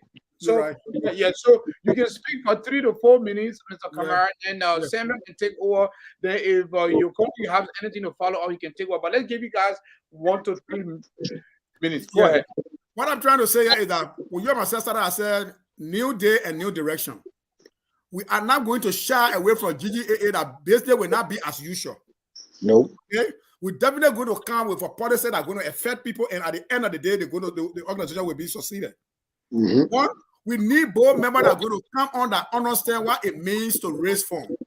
Yes. And everybody on the board we have a career that we depend on. Are you a person who can write grant? Then you got to be a board treasurer. Are you a person who is an immigration lawyer that can help if our people are in jail? You can be able to help with that. Can you be able, when somebody enters this country, you can help them get paper? Can you be able to make sure that you can manage our 501c3? We can't be going out looking for lawyers and paying for nothing money when we have expertise of Granjida living in this country that hold those degrees. And they are experts in those areas. If the 9 board members that we propose, they all will be able to have a role to play. If Grand General Association have a health committee, someone on that board will be able to have an expertise when it comes to health. If Grand General Association have an education committee, someone on that board will understand what it means to have an education committee. We're going to make sure that the board member that will sit there, if budget go before them, you're not just going to sit down and say, you're not vote. No. The budget committee will sit down with someone who understands financial management, who can read receipts and be able to analyze what expenditure and profit are if the organization is gaining or the organization is losing. These are the kind of fundamental good governance we're going to bring in. Everybody will not be running to the bank. The board will have a complete oversight, making sure that fundings are coming and holding the administration accountable to run a day-to-day activities. Even when it's far, need from president to executive director, we're not going to shy away. We're going to we have to have a new day and a new direction. All right, Samuel, what is the process in amending the Constitution when you guys think, well, if you guys are elected? What is the process? All right. As I said to you, okay, maybe I didn't say that, but I said that on my page. The entire Kamara, the entire team is inclined and actually aware of every part of that constitution that we have. Now, to amend the constitution, we are going to put you create the constitutional committee, you form it. You get a certain time. You go there, you yourself, you have an ex officio on that team who's going to make sure that certain things are met from the administration side, because the administration are going to sell a constitution to the people. So the administration also chip in with the constitution on what they want to change or not, and then the entire committee will look at those things and amend the constitution. Now, according to the constitution, you have to be the 30 days. You give it to the board, and the board review it, and you distribute it to all your chapters, all the 22 chapters. You distribute it there. It should be at least 30 days before the convention. But for us, since we want this constitution to be real, that constitution disturbs the entire GGAA. And the constitution, it is something that will restructure the governing body of GGAA. The new direction that we talk about will be seen.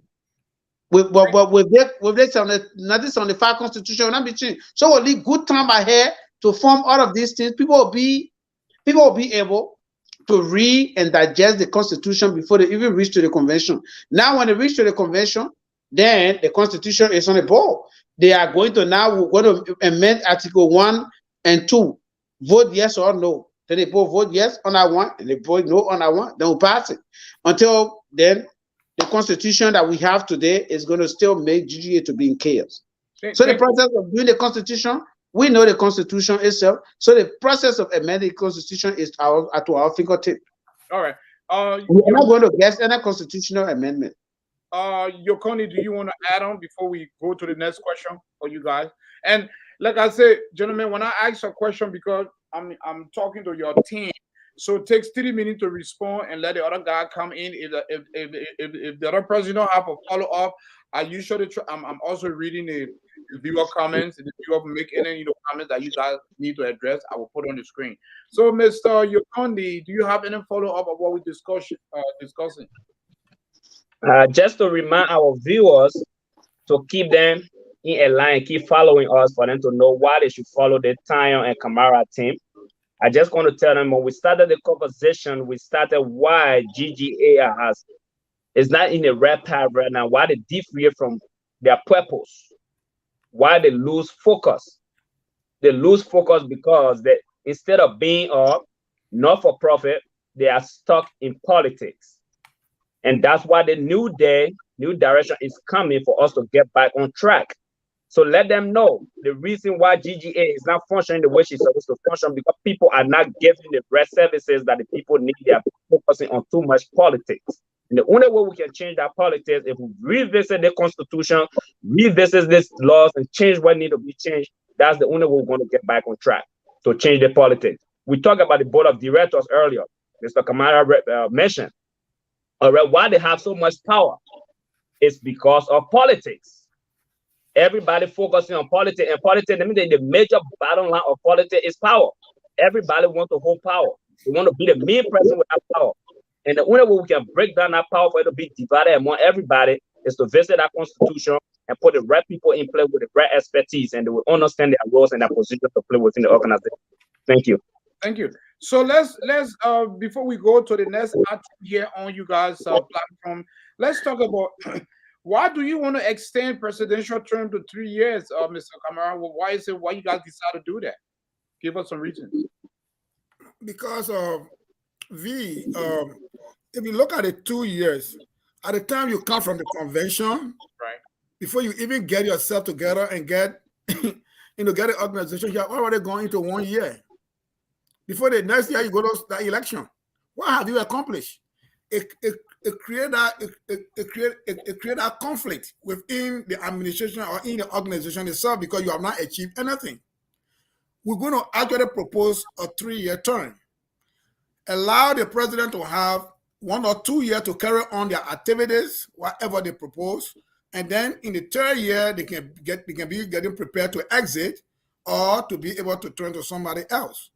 But the 2 year is not enough for someone to actually to be successful. Because look at the chapters. I have never gone to Grand Gbote convention to see chapters leaders to report. I have not seen that. For me to say, oh, chapter leaders will report, no. They take money from the chapters, and you don't even know what the chapters are doing what they're already doing in a place. Grand Gbote Association will not leave from here to come to New York to do something. Is the chapter leader in New York will represent Grand Gbote Association. And the only way you will know that chapter is doing something is if you provide oversight over that chapter.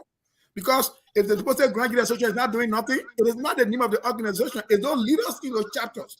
Because if you are a leader in the chapter and catering to the people in there, then Grand Gbote Association will be on the horizon because you are providing services in the name of Grand Gbote Association.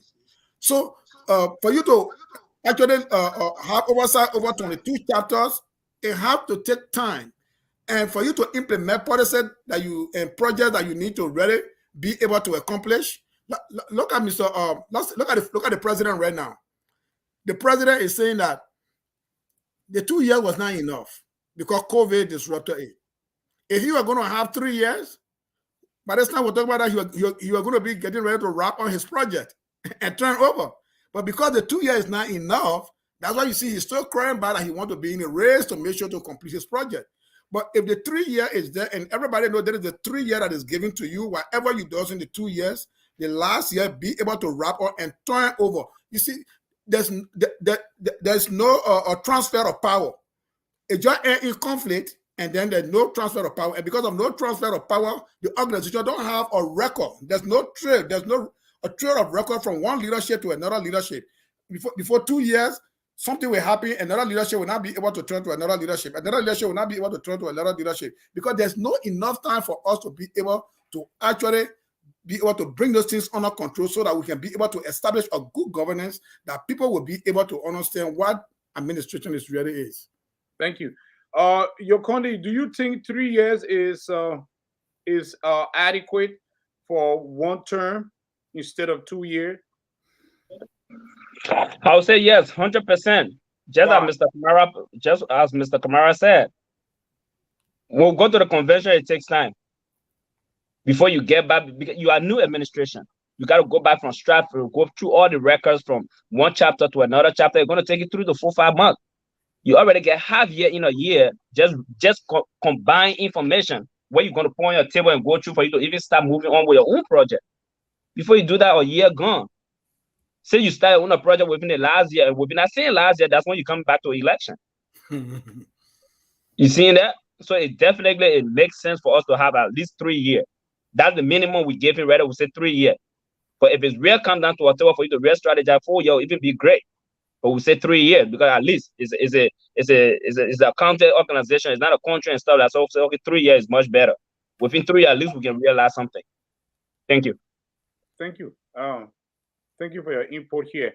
So you also have here you guys will make the 3 major districts, and part of the governing body of GGAA. Walk us through. That's a good governance because Grand Gbote Association comprises of the 3 districts. Yes. And the 3 districts will have a voice. They should not just be a spectator. They should not just be a convention attendees. Those leaders of the 3 districts should either be an advisory council to the administration of GGAA, because these are the districts that actually have the branches of everything that GGAA is doing. So if you have those three districts within the GGAA part of the governing body, it make the job easier for GGAA itself, because there are things that we cannot communicate directly.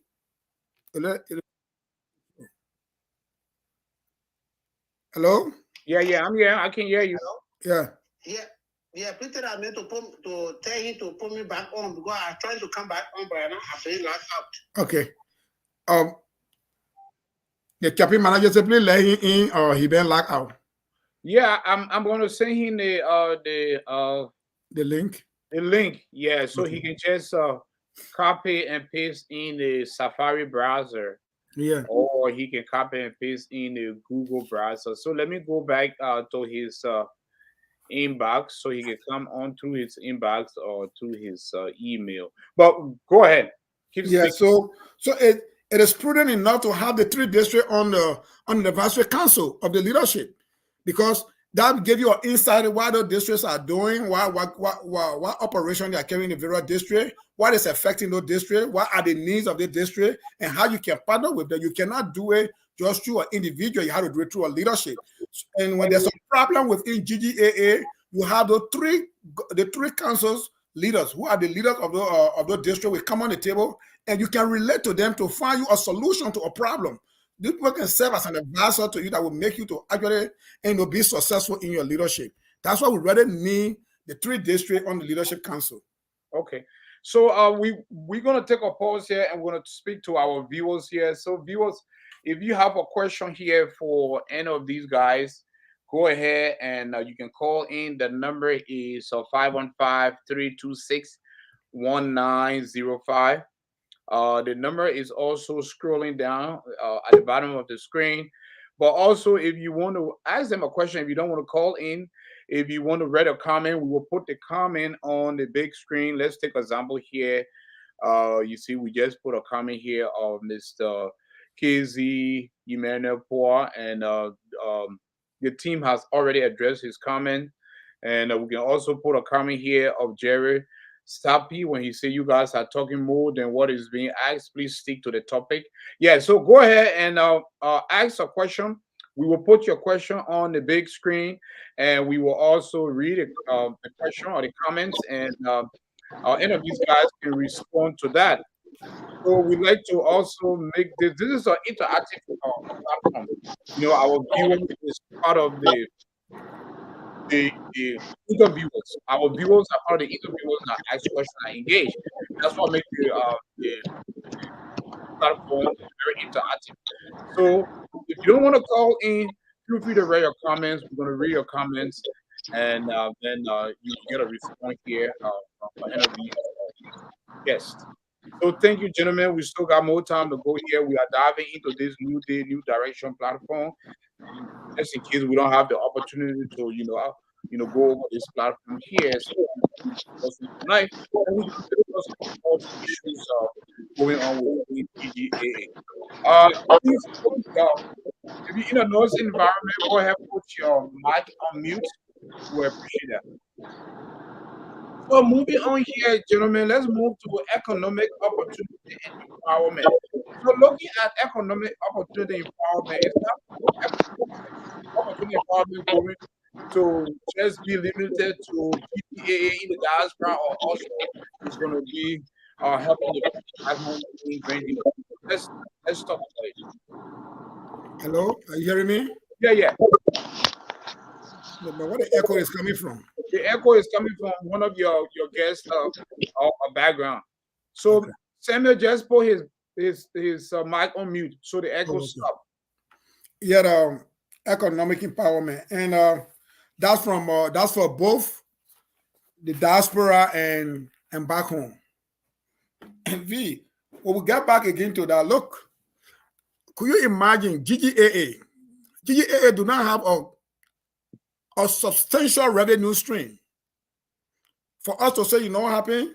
There is GGA budget of the year. We don't have it. You don't have it. We don't have a budget. And one of my disappointments was when I was listening to the current president. They both have approved a budget that they don't have. Which means they're telling the president, go out there and raise money out of people wherever you can find to pay your money, man. How will you approve 175,000 if you don't even have it in the account? Because there's no revenue stream. And the economic empowerment is that for us to create a revenue stream that will be that will be consistent. A revenue stream that will be consistent for the organization. And one of the streams we're looking at is GGAA Diaspora Community Center. If we can get hold of that community center, again, I want the viewer to know that it's not a quick fix. It's not something that's going to happen overnight. It takes a process. If we try hard to get hold of a community center, that center is something that's going to generate money on a monthly basis. And it will lead us to 12 months. And at the end of 12 months, we know what we can generate. And if we know what we can generate, we turn it into income in a budget that we can say, look, at the end of the year, our budget is 200,000. And out of 200,000, we can plan program based on our revenue stream. That's the only way we can empower this organization. But we don't have it. So everything we do, we dig in the pocket of the people. So our revenue stream depends whether the people pay convention fee or they not pay convention fees. So we're going to work on GGAA having a revenue stream that will actually be consistent, that will help the organization to be able to run its program on an annual basis, that we also will have a revenue stream. Samuel, can you hear me? Yeah, I'm hearing you. So if you guys are elected, what will be your primary revenue stream? You said what? When you guys are elected, if you guys are elected, what will be your primary revenue stream? Well, I don't know. When you pronounce the last word, your voice can kind of Okay, yeah. let me rephrase it. If you guys are elected, what will be your primary source of income to generate income for the association? Well, firstly, you will have to have the restructure should be taking place first, because this is the thing. Right now, per our constitution, the primary resources, most of the thing is convention. After the convention, we should have gone beyond and above to kind of raise fund with the board as per the GGA constitution to solicit funds. But besides the convention, and maybe somebody come also donate to GGA, yeah, somebody donate, that's it. Firstly, we want to restructure everything first. Then our primary, as he stated, will be partnership. You have to partner. You know, Tim Collins, during his time, he partnered with brothers and brothers. And they were able to fix Grand Jaiden during the Ebola period. We all saw that. And with all medical supplies and everything, because he partnership with brother and brother, we are going to partnership outside of GGAA so that we have many non-for-profit organizations in the United States that are giving free things. At the end of the year, they claim it. We got hospital that the brothers and brothers used to do. Go to hospital, they are used bed.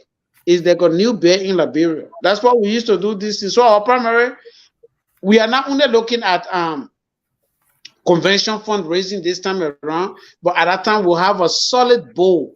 Instead of for the 2 board member, 100% sure the entire Kamara team will produce, at least with the amendment, with the help of the Crown people and the Grand Jaidians or the Grand Jaiden Association membership, we will claim to have at least 9 board members.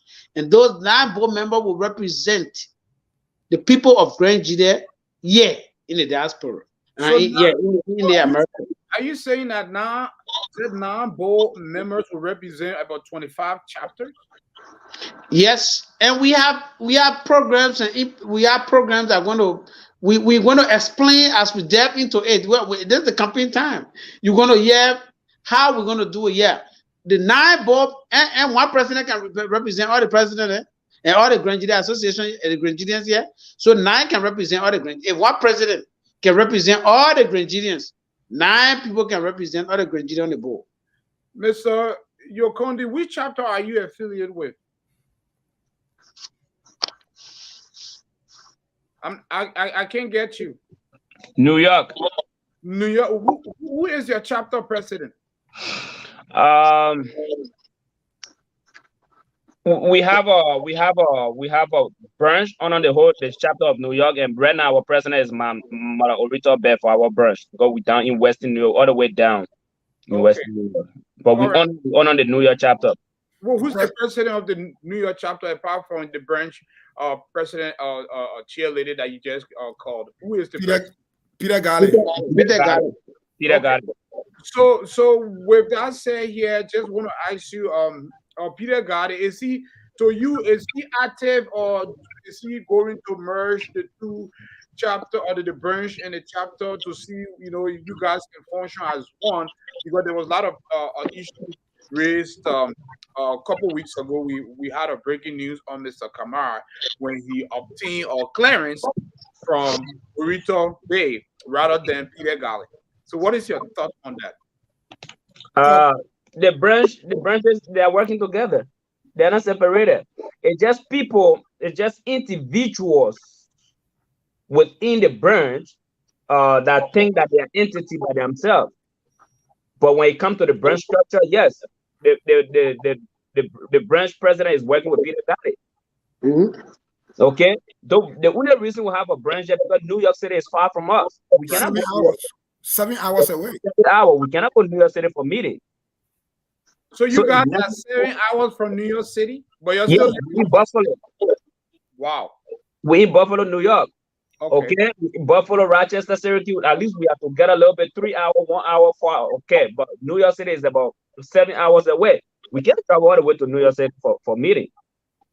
Okay, so the president is in communication with the president in New York, but there was individuals that came online that have their own agenda that wanted to present a chaos that could have been taken care of at home, that didn't need a media attention, that went out there and brought certain things out that what you people hear.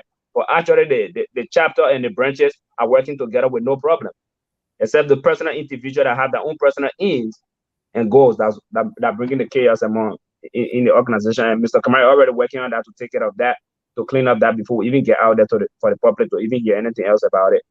Mr. Kamara, why can't this branch and chapter merge? Even though you guys are 7 hours away, according to you, and also the last time you said that your branch is more active than the New York, chapter.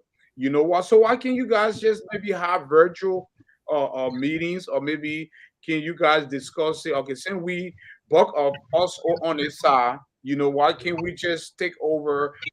So have you guys have any conversation like that with Peter Garley?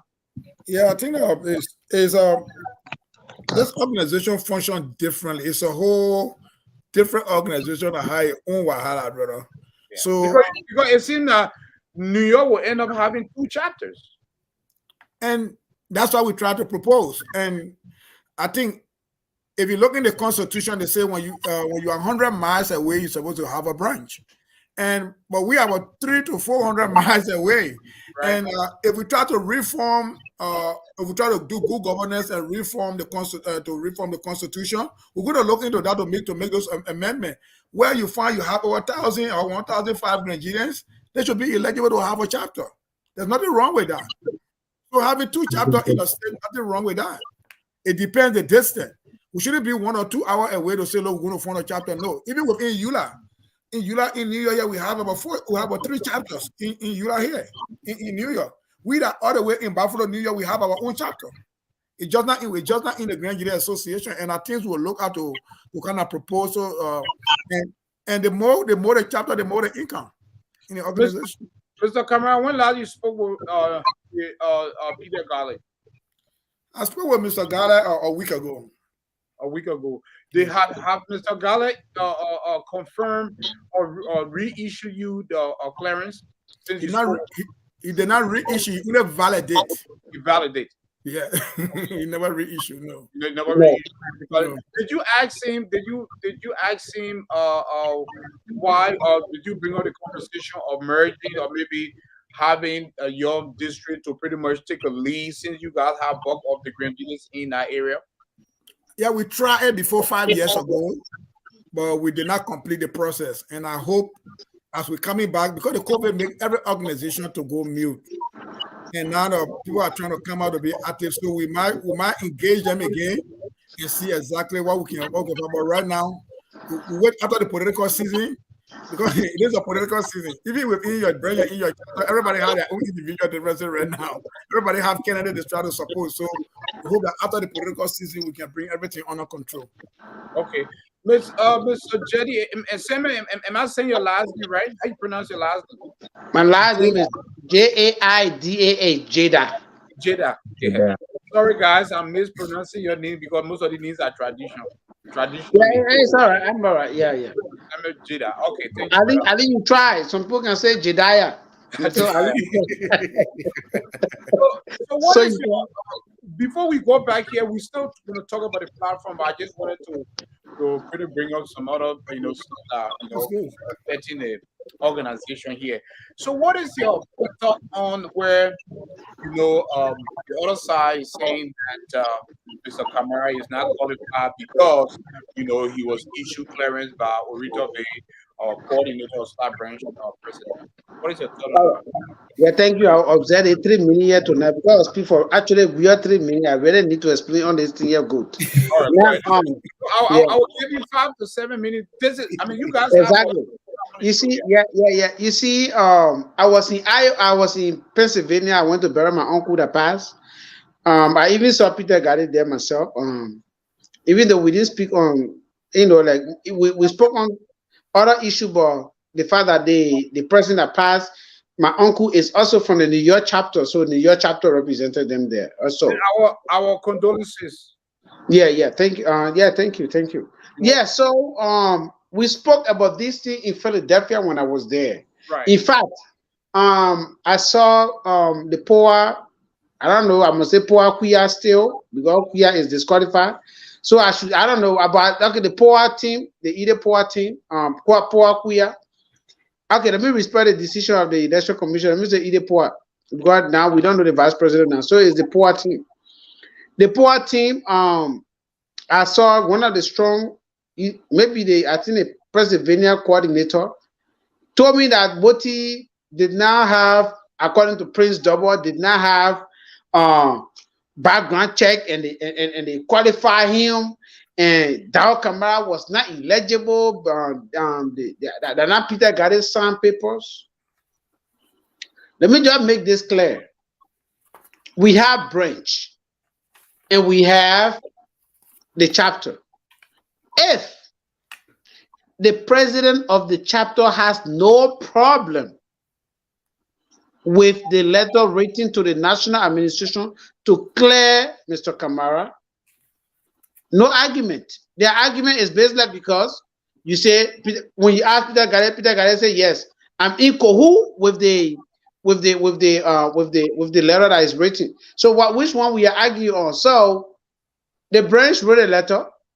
In fact, since the noise was too much, and Mr. Gale came back and validated it with his signature.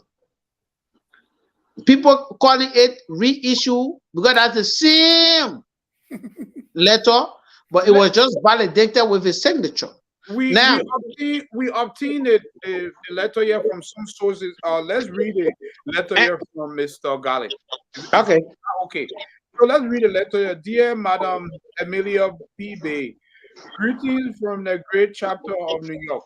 One of the members of the New York chapter, Ms. Kamara, who expresses a desire to contest for the vice presidencies of our union, is an outstanding member in terms of meeting all obligations as ensuring in the New York chapter's constitution. This letter is to validate the letter sent on January 5th, 2023 by the GGAA branch in Western and Central New York under the leadership of Madam Rita Bay. Given the above mentioned, Mr. Dao Kamara is eligible to contest for any elected position within the union. Signed, New York chapter secretary, approved, Peter Tarle, president of New York chapter. Go ahead. All right, thank you. So the letter in question, at least Peter Gale has validated it. Now, I was called by one of the aspirants on either poor team that Mr. Kamara still, even though I heard it in Philadelphia, I thought it was a joke from one of the campaign managers for either poor, that Mr. Kamara, they will file a protest against Mr. Kamara that he didn't attend. Mr. Kamara, they get a recording that Mr. Kamara stated on your show that the last convention he attended was Sufos. Not your camera is off. Oh, I'm sorry. I didn't know that you were off. All right, I'm sorry.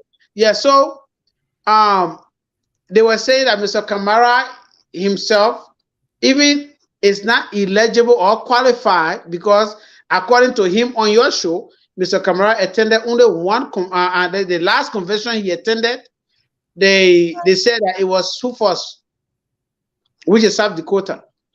I was able to even educate that aspirant that Mr. Kamara is not in error to say that the last convention he attended was South Dakota, because the Constitution, the thing that pain me is people that want to be leader of Grand Jury Association do not even know the Constitution. How can you be a leader of something that you don't know? Okay, how can you work for a company? If I tell the judge today, because I'm a probation officer, that's law enforcement for court. If I tell the judge I don't know my policy, I'm fired. Whether they swear me in or nothing, forget it. Policy is the Constitution. How can you say you work? You want to be GGA president? Let's say Madam Poa, who ran Grand Jury Association as vice president for 4 years, still don't know that if you have 4 years. They say 4 consecutive years. Within that 4 years, you should attend at least 2. They didn't mention which one to attend, whether the last 2, or the middle 2, or the first and the last. Mr. Kamara attended the Ohio convention. I was told that he didn't attend Ohio, but that up to them to prove it. But me, I saw him there. He attended it. But and he attended the Supers convention. Per the Constitution, he's qualified. Gbote, Tarle, Dao Kamara, those names that you hear, they are stakeholders. They know the Constitution. Under no condition that I will be part of even your team that will not respect the Constitution. We were prepared, as I posted the other time on my Facebook page. We were prepared. Even if any of our people, when they pinch the pin, when Grand Jury say they don't want that person to be on article, we're prepared for. We always have all the backup, even including the president. If Grand Jury will say we just don't want this. But you see, as I was telling them, I said we're sending our backup, and then they come, we have more qualified people because we know the Constitution. That's the reality. We know the Constitution. So the Constitution clearly states that Mr. Kamara is qualified under any obligation. The Prince Double say, like I was attacked on my own uncle wake. Somebody for them to say your uncle died, you see me crying. Then they attack me. That you're the one they put them to go and clear. They put it, they not want to clear. This is the thing. Gbote Kamara, let me make it clear today, even though we're talking about Mr. Kamara. Gbote Tarle did not, let's say they didn't clear Gbote Tarle without submitting background check as speculated by whatever government propagandist, Prince Double. Prince Double is saying that they clear Gbote Tarle for the background check because they did not, Gbote Tarle not submit background check. So let me stop. Let me jump because we have many viewers that follow Prince Double as well. No, I know. I want to make it clear that Gbote Tarle, then you can answer everything together. Yeah, let me answer something first. Yeah, it's very important when you mention background check. So my question is that I want to inject very quick here. What entails a background check with regard when it comes to GGAA? How do you guys run a background check according to the Constitution? Then you go ahead and answer and finish. Well, for me, as I said, I work in the criminal justice field since 2013. So I understand background check. That's the thing they don't understand. even the election commission didn't understand background check report. They even disqualify one of our men in a few minutes, and they requalify him because we told them. That's the thing Mr. Kamara stated from the beginning, the way we structure the bowl. Imagine we have an election, we have the campaign manager that know the legal stuff. They brought it to me. I said it's not dead. It died upon arrival. At the end of the day, they saw it that the male is the plaintiff. How can you? I report somebody say somebody be my wife. Then he said I mean be my wife. It makes sense. The man reported that they stole a car. Then they said that you don't want to see your own car. And they didn't see the fact that he was the plaintiff. The background check is run. They say they want police report. In fact, am I lying, Mr. Kamara? They say they want a police report. Yeah, that's what the letter say. I can send you the letter. They want a background check, police report. We should go to our police station. And I was on their back as the campaign manager to give me those reports. The first person to even to give me that report, Mr. Kamara. The vice president to give me, only him submitted his report at that time.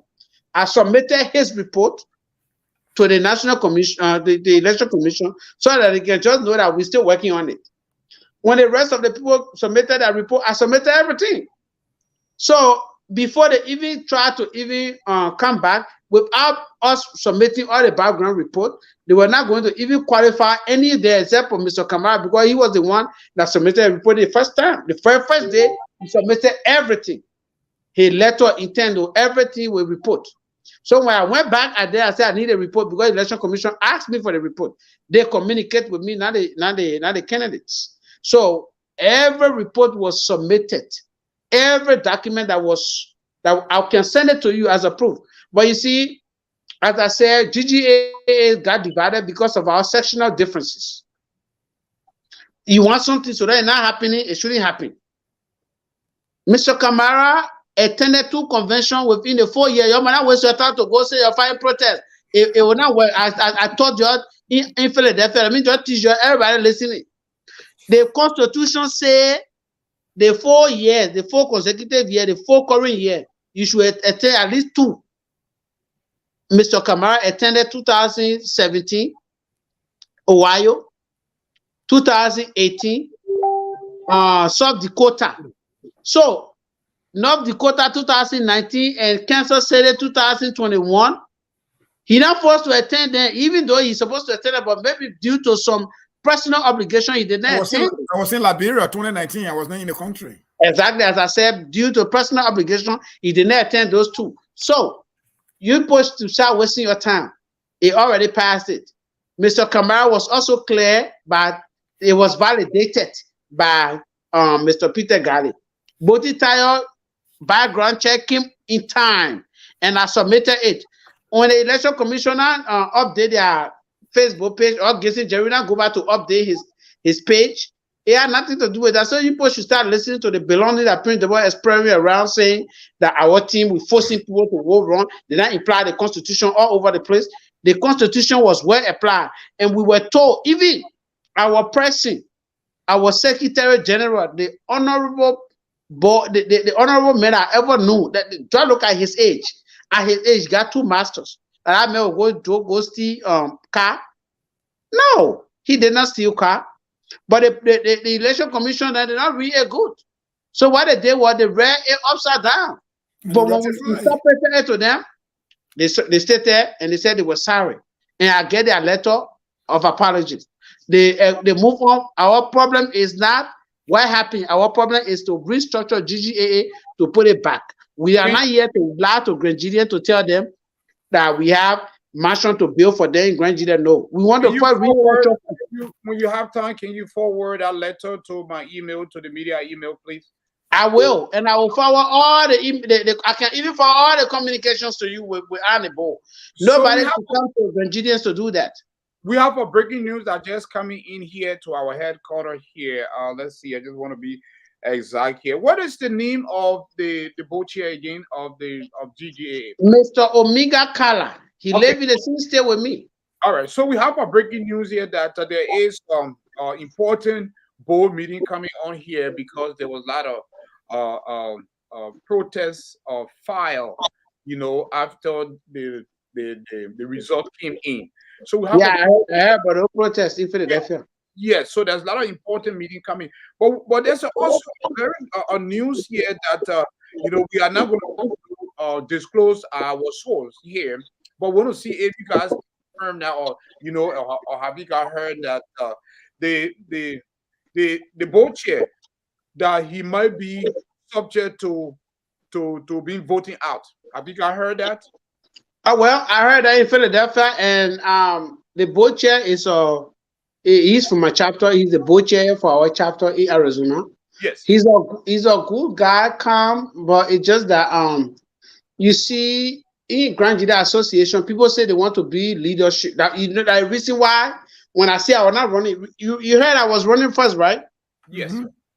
Good. The reason that I say I was not running again after when I consulted family members and with the advice of especially my mentor, my father, he told me that after when he and I discussed that I said I was not wrong. I look at all the team reached out to me to be the vice president except for Otavio Gilman, because nobody will tell you to come reach out to me to be a vice president. But Mr. Tyre and Madam Poa reached out to me first to be the vice president. So and even Gene Gbote reached out back to me. But when I look at all the team, I didn't know that Gene was running that time. But when I look at all the team, I examine the teams that are going to run with me. And I look at it. Let's look at who is the true leader, who can represent Grand Jida tomorrow. And I look at the vice president, I look at the president, the treasurer, down to the chaplain. And I picked and I endorsed Mr. Tyre and Kamara, because I know and I believe in those leadership, that with their leadership, we have the same thing in common. And the platform was well written. It has some of the platform want to run on. So I heard that in Philadelphia that they are going to file a complaint to impeach the current board of director, the chairman of the board, that he violated their board rules. They're going to impeach him. That's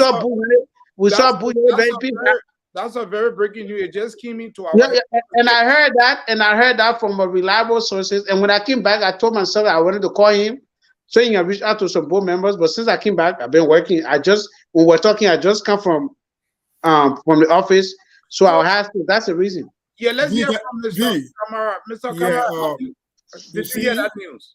You see, that is why that is still polarizing the organization. This thing is not good governance. That's not good governance. These are board matters. Board go to work, and whatever that happens on the board, it remains on the board.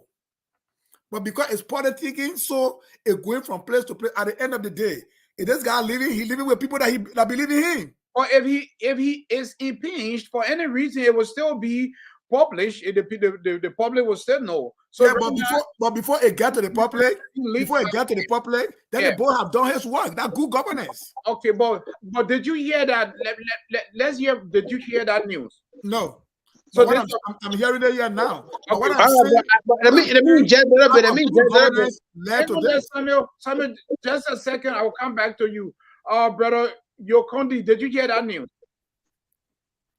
You did not hear that news. Okay, let's go back to Samuel. Samuel, when did you hear the news? And I want to go back to what he was saying about the about he going with his people. Let me just say this. Okay. Now, I've been following you. I always go on your show because of my job, I get differently on Facebook. So I actually been following most of your show. And I think you see my name there that you myself from Facebook. Now you saw my name that I'm using. So that's based because of my job. I don't want anybody to follow me to see what I'm saying. Now, let's go back to what my vice president was saying. To go back to it. Omega Kala has supporter. And Omega Kala, yes, all his supporter is Gene Gbote's supporter, because they believe that Omega has the right to give Gene Gbote that letter. Yes. You will not change that particular perception of that certain crime group. You're not changing their minds. Forget it. How long? You will not change it. So now, Omega, even though in reality, Omega cannot make one man decision.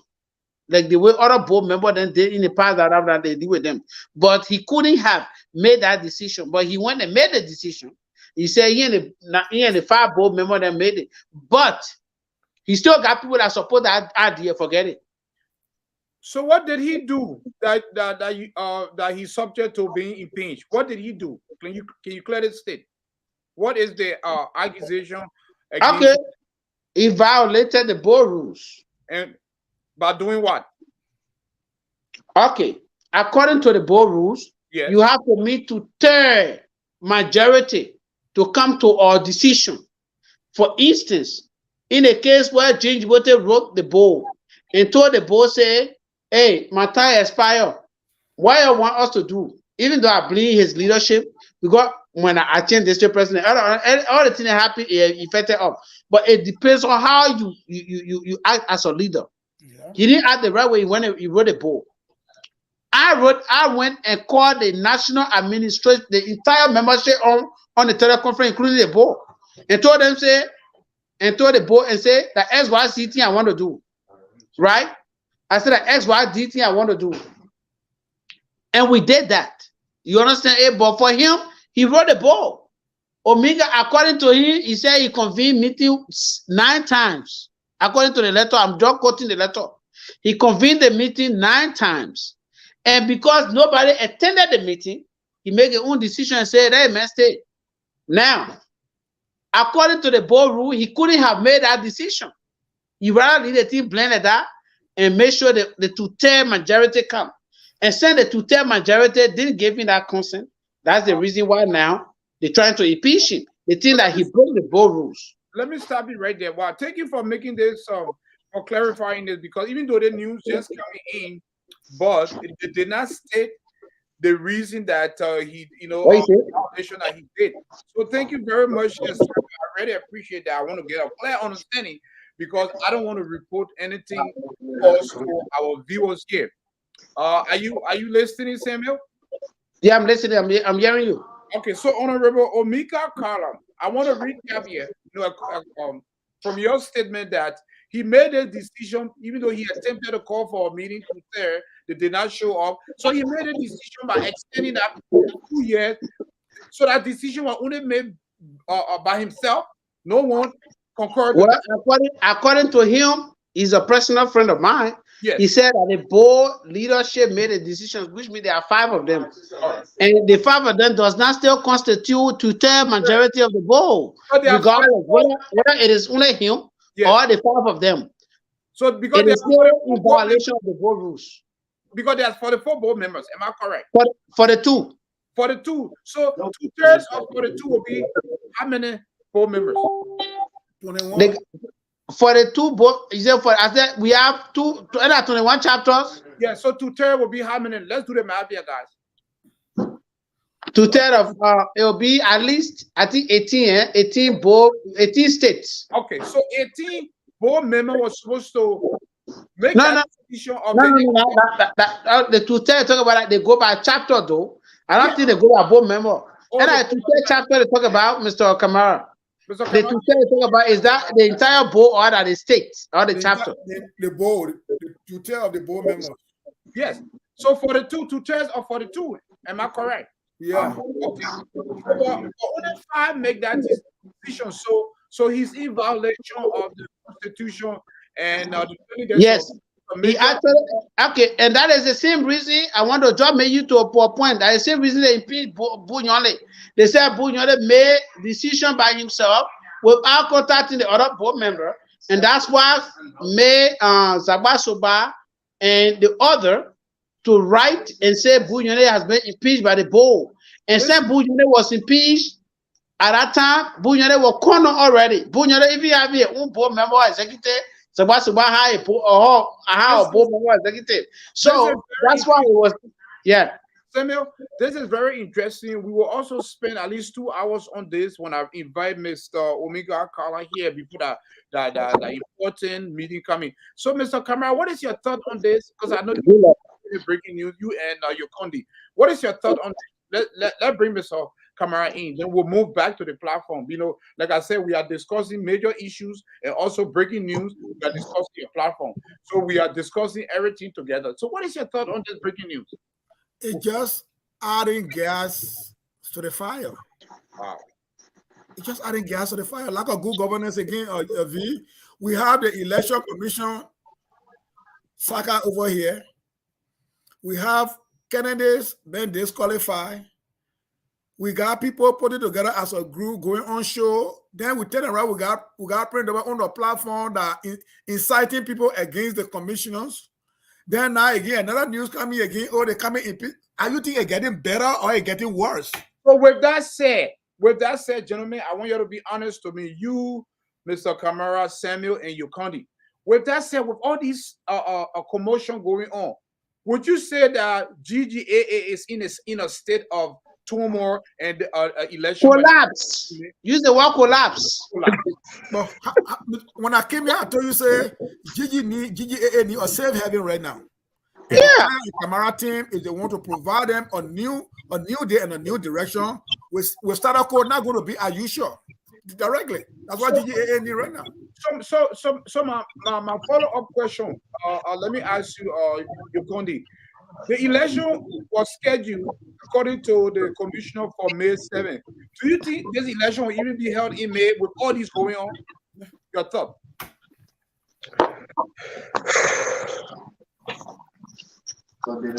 They used to this. This is the drum that they dance to. Okay. This is their drum that they dance to. That's what the organization is in the predicament that is in. Because if you don't go to election with clear mind, clear focus, you come out of it with chaos and you run with chaos. And that's the history that been going with GGAA from years after years after year after year till today.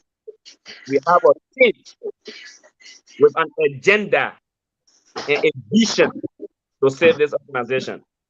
There's a history being repeated, and not something new. Samuel, do you think the election will be held as mentioned according to the timetable of the commissioner? Do you think this will be held May 7th or in the month of May with all these going on? Well, I want for history to repeat itself. Grand Jury Association in America is not about an individual, but rather the institution. Yep. We saw in 2015 when Fred Grant was impeached. We saw that he tried we see trial to stop the convention. Grand Jury said no. It is the institution. The election was held. Wow. Even though it produced to another big chaos. Now we went to Minnesota during the election, which of course the sitting president who's supposed to chair the convention per the constitution boycotted that particular convention. Election still went on. So for me, I still had doubt that election will not be held. Because if Grand Jury's, I don't care who they support, institution first. That's what I know. That's what I learned. Because Mr. Kamara, if these problems are not fixed, I don't think election should be held. Because Mr. Venden, I want to actually say that you must say agree on that. Yes, I want to agree with you on that. If all of these things occurring, if we have election and elect, maybe we may say we not elect the team Tayo Kamara. GGA will go back down to even burial. You understand what I'm saying? We'll bury GGA. Now GGA already died a little bit, but we're not burying it. We still trying to pray over it for it to resurrect. And for it to come over to the way. And you know what I'm saying? And for it to come back up to and say, I come back to life. You know, yesterday I died. You almost buried me, but I came back after all these years. You understand it? We are on the verge of resurrecting GGAA or totally burying GGAA for another 2 years. And the only team, I'm telling you, that can make GGAA happen is Tayo Kamara. Okay. I spoke to one woman in Philadelphia. Right, go The ahead. woman said, I will vote for that team because of Tayo Kamara. I said, you know Tayo Kamara, all come a peace count. You don't know Tayo Kamara? I said, what you mean? The old man, the way, yeah. He said, first, the woman, the woman, they say, the first of Gbote Tayo, we say, the post say Gbote Tayo, because you know, we election, he go away. Then we hear Tayo behind him. We say, oh, that the real thing there, that the real meet there for granted. I said, oh my way, I mean, they say, man, you don't know him peace camp. That the real meet there for granted, that he didn't want him. Why your make mistake, sir? Why you poke down that team? I go in. And I feel women, because when I went for the left, I went for my uncle burial, but at election time, I cry at the same time, convincing people say, I'm going to vote for Gbote. So you went for the burial, but you were still campaigning. I did. I will not lie. My uncle, So basically, I don't know uncle will forgive me, but I still campaign a little bit. all right. I have a question. He'll forgive you, man. He'll forgive you. So, Mr. Kamara, moving back to the economic opportunity empowerment, let's talk about the event center in diaspora. Okay, I spoke to most of the presidential candidates, the aspirant or the potential or the prospective presidential candidate, and this particular phrase is on that platform too. So let's dive into that. Grand Jide Association do not have a physical office. So would the physical office be located with inside of the center? And if you guys are elected, would the center be structured in Des Moines, Iowa, or you'll carry back on of what is the location? Give us some information. If you guys are elected, how would this center be? Which state will it be structured? How will you guys raise this fund? And what will you guys use within our center to generate income for the association? Yeah, again, thank you, V. This is not going to be our primary focus. That's it. Yeah. Okay. This is not going to be our primary because based on the startup of the organization right now, we need peace and unity. Because without peace and unity, we cannot achieve anything. So, according to our team, for us to have a community center to actually create a revenue stream, we're definitely going to identify where we have bulk of the Grangidians and we'll be able to search to find a community center in our place. That's the places like Iowa, places like Philadelphia, places like Kentucky, places like Minnesota. These are places we're looking at in the future to be able to get a hall that will be able to provide a revenue stream for the organization. And in doing so, there's going to be a special committee set up that's going to run that project. When I was on Mr. Mayor team, I was the chairman for the GGA Hall Committee. We are the one that identified the hall in Iowa, Des Moines. But we were not successful to get that hall. So times around, coming back to Mr. Tayo, who is one of our leader, and I understand when it comes to community hall, he and I will work together and see how best we can put together a plan, how we can raise the money and be able to give Grangidian the hall that will be a revenue stream and be consistent for the organization. But this is not going to be our primary focus because right now, our primary focus is after election, how can we get the membership together? And if the membership are together, and how can we reform the constitution and make sure that it can reflect the today reality of the organization, then we can move up the project. We cannot be in this array and undertake a project. We will not be successful. So we have to put all the mechanisms in place before we look at that. It's our plan, but it will not be a quick fix. It will not be a quick fix. All right, we got that here. Any follow-up before we move to the next item here? Yeah, we got, because only economic. Yeah, I want to do a follow-up a little bit on that. Okay, go ahead. You got 3 minutes. All right. So as the VP was saying, me, I call them VP because I don't call them VP here waiting. Right. To me, we already whipped them in the election. First of all, like the only team that qualify. The other one is struggling to still bring members. We tell them say we're selling even Kennedy. But anyway, Either from Manapur is qualified. Manapoa is qualified, but if our president qualified, so the team is incomplete until they change DJ Chris. Go ahead. But as I know, I have the letter in my possession that they filed protest to retain DJ Chris and file protest against Dao Kamara and file protest against Gbote Tayo. Why you can't just file protest for them to release your people? They filing protest against my people. Like I don't understand. Are you telling me they fired 3 protests? One to reinstate DJ Chris. 2 against Mr. Dao Kamara and 3 against Mr. Gbote Tayo. Because Prince Double state, because of Prince Double lies. Prince Double, let me tell you this. Your own media, I've been following you. Prince Double as somebody, so then you want 18 years. That ain't more happy. The fact that he's supporting Otavia Gilman, and Otavia Gilman is disqualified. The Otavia Gilman part is disqualified from A to Z. 100%. We know that. But I was not worried about him. I was not worried about when I was even intending to run.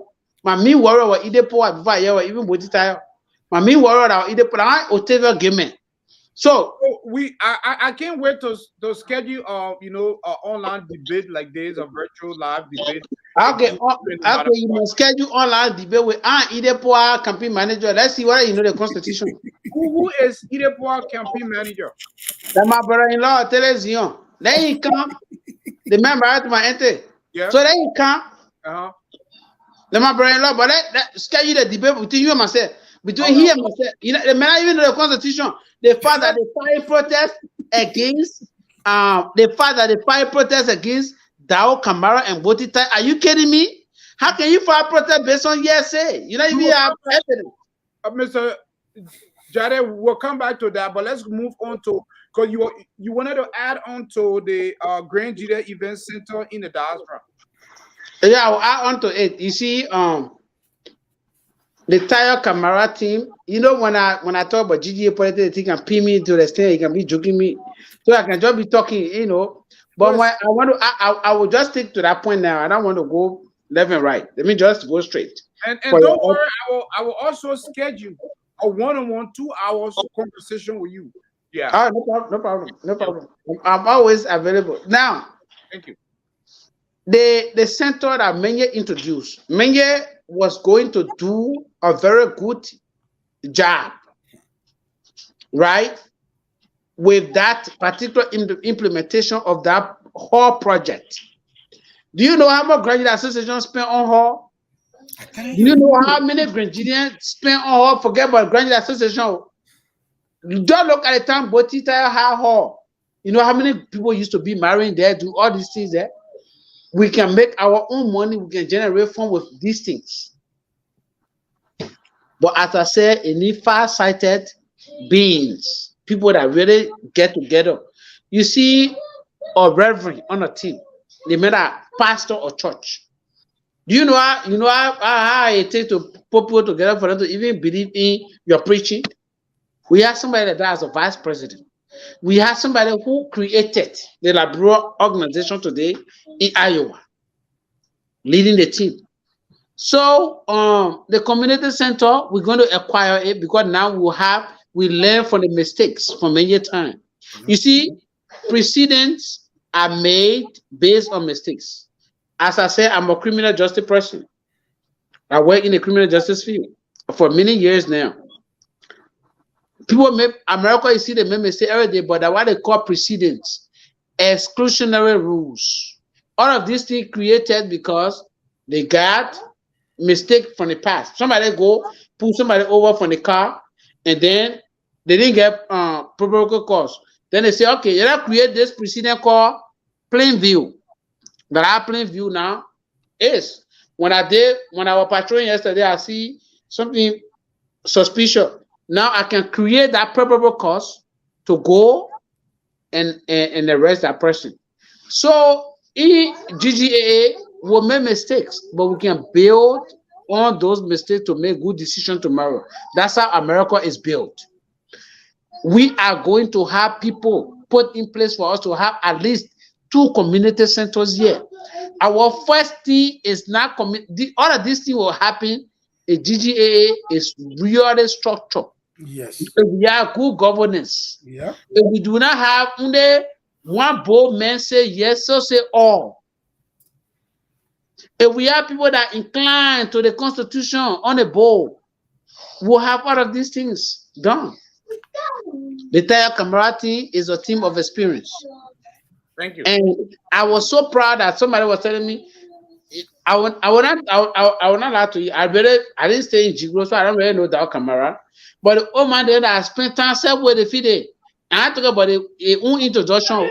But the old man who has spent time with the FIDE, Africa, all the organizations the man put in Jigro.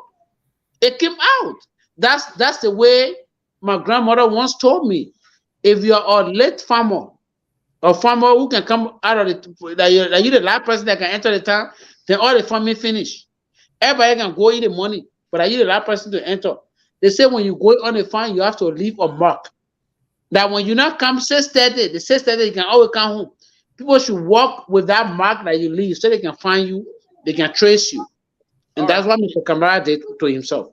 Like, I'm so proud, and I'm not talking about Gbote in Iowa, but I'm talking about Mr. Kamara himself. He built that spot for himself that we can trace to find him. Due to time factor, let's keep moving here. Even though we're not going to cover the entire platform here because we started at. No, you can't cover the entire platform because the platform is rich. Yeah, I know we will do a part 2 of this interview here. We have 30 more minutes here. Right now is 10:31 Central Time, which is 11:31. So we got 30 more minutes to go here. So let's touch, Mr. Yokondi. Do you want to add anything on the community center before we move on? No. Okay. You're going to already voted yes. So let's move forward to agricultural development project here. So Mr. Kamara, tell us about this agricultural development project, how it's going to be funded and the beneficiaries and how it's going to be structured. Thank you. Right now, Mr. Kamara, before you come in, but well, Mr. AJ, Mr. V. Okay, Mr. Holt. Yeah, well, how you can go straight to the VP? You always bypass the campaign chair. No. You're trying to set trap for us. No. The VP is supposed to buttress the campaign chair. No. Even when they plan you, center around the VP. So you are I agree. Even when they plan you, which is good. Even when they play you here tonight, will destroy you. They will destroy Prince. Go ahead, Go ahead. No. I just want to let you know, Brother Samuel, my network is very objective. You know, we don't pick sides. Yeah, we don't pick sides. You know, we are not endorsing any candidate. No, I'm just joking. I really appreciate your platform. We will also invite Prince on the show here for him to answer a lot of tough questions. So, Mr. Kamara, go ahead on this agricultural development project. Yeah, I just not let us speak in voice. Right now, I'm telling you, I'm a CEO for a farm called GG Farm Collective in Liberia. I have 7 employees right now that are working on the farm. We are working on 32 acres of farmland right now. So we'll talk about agriculture. I'm already in that field, and I feel that Nigeria deserve better when it comes to agriculture. I went back home and see our people are looking for money to buy pepper, to buy beta, but in which we have a prime soil that's actually in Liberia. And the economic growth today that we're supposed to enjoy in Nigeria, while we have the best forest and the prime soil for us to be able to get the kind of food we need. But because we don't have the economic system to be in place, it's affecting our whole region. So what can we do to improve the agricultural system back there? Because so we can be able to reduce the cost of living of our people. Some of them actually are in the agricultural field, but they don't have the support of the material that they need for them to succeed. What role can Grand Nigeria Association play in their lives? That's where we have the 3 districts. We have the Kunebo, the Chien, and the Bazon district. We have organizations like Sistebon, Togway, and all the organizations. One organization called the Togway, they are in the agricultural business in Grand Nigeria. So what can we do to help them so they can empower our people so that our people can go back to the soil? Our people are spoiled with receiving money from from cash out, from banks, they no longer want to go to the soil anymore. Can we come in to say, look, can we give them the tools that they need? Can we give them the resources that they need for them to be successful? Grand Gbote Association not going to run farm in Grand Gbote. That's not what we're talking about. But what can we do to provide the necessary resources that they need for them to succeed? So if Grand Gbote Association can partner with any organization or with any district, we can partner with the Basel district to say, look, we support you guys in providing power source and things to help the people when it comes to farming, because we want them to go back to the soil. Can we buy a tailor that can be able to do the swan farming? Can we buy a scholarship or host looks? Whatever we can do to send our people back, back to the soil, there's something we are interested to do. Because without food security, our people will not be successful. Without food security, they will always come out calling you, say, look, give me cash, I get this. You cannot keep filling a man with money if you cannot give them a tool for them to be successful. So how can we invest in the agriculture sector through the districts and the organizations so our people can go back to the soil and we give them the necessary tools that they need, and so that they're buying it, that we can be the support for it and they can be able to succeed. And that's how we're going to drive the economic opportunity to our people so they can be successful through the economic agenda. So are you saying this will be sponsored by those districts? Those three major districts. Yes. Yeah, we want to partner with the three. Our team we're going to do partnership, right? Because we don't just want, you see, partnership reduce the cost. Who knows Bazon district are already in Bazon district? Who knows Chen district are already in that area? And our partnership will help them to extend their leadership. And as the way we extend to them, how they extend. Let me say I extend to the Chen district. The Chen district go and extend to all the various section, the kind of the days. Do you know how the change going? If I'm holding the Chen district is holding those sections. How we're losing on partnership, and because we're losing on partnership, I want everybody to click to their own organization. So for us, we're going to actually diversify our leadership and make sure that Grand Gbote Association can be an umbrella organization. It will not be in competition with the local organization. We got to take back our pride and our integrity to put the organization on the map. Okay, thank you. Yokondi, you want to add up to that agricultural factor, the agricultural sector in Grand Gbote? Because we see that one of the primary products in Liberia, the staple food is cassava, rice. But if you also notice that we are not growing it, we are not spending a lot of time in the agricultural sector. Yeah. We should be able to boost the economy. Like Mr. Kamara said, we are depending on cash app. Our people, they are being lazy back there. So give us some of your thoughts on that agriculture. Or how can our people be actively involved into it? That way they are less dependent on people in the diaspora. Back again to our viewers, for those of you that are watching, I hope you are getting enough reasons to vote for this particular team right here, the Tarle and the Kamara team, because you are hearing facts here, things that we're not just here to talk, to just give you sweet talk or just tell you things that will never come. Everybody on here are doing things in Liberia to prove evidence in what is being spoken here tonight and what we're talking about here tonight. Agriculture, let me tell you, Grand Gbote are not going to build the next electric car. Not one I lie. We're not going to build the next cell phone, but we can feed Liberia. If we're ready to determine to do so, we can feed the whole country. And that's our place in the world. We may be talking about just Grand Gbote today, but if Grand Gbote real stand up, we're talking about feeding the world, you can do that.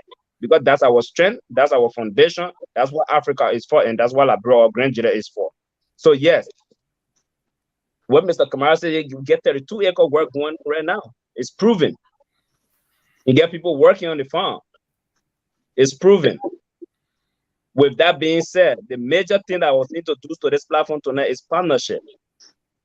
GGA not going to own 10 farms, 20 farms to go feed the people. No, we can't do it. You got to include everybody and empower everybody. Only empowerment will help this organization to move forward. Partnership with everybody.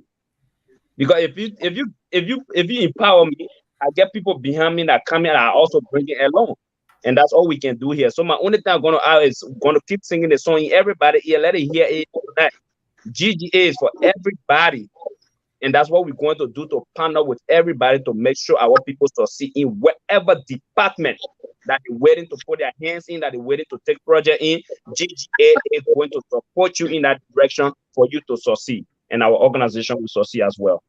Thank you. V, let me add, the agriculture project I'm running back home is actually, my focus is the women and the youth, the disadvantaged youth and women, because whenever you feed women, when you feed a woman, you feed your family. Trust me. And the disadvantaged youth that have nothing. When I went back to my town, everybody want money from my pocket. And the question was, is this already a long-term solution or a short-term solution?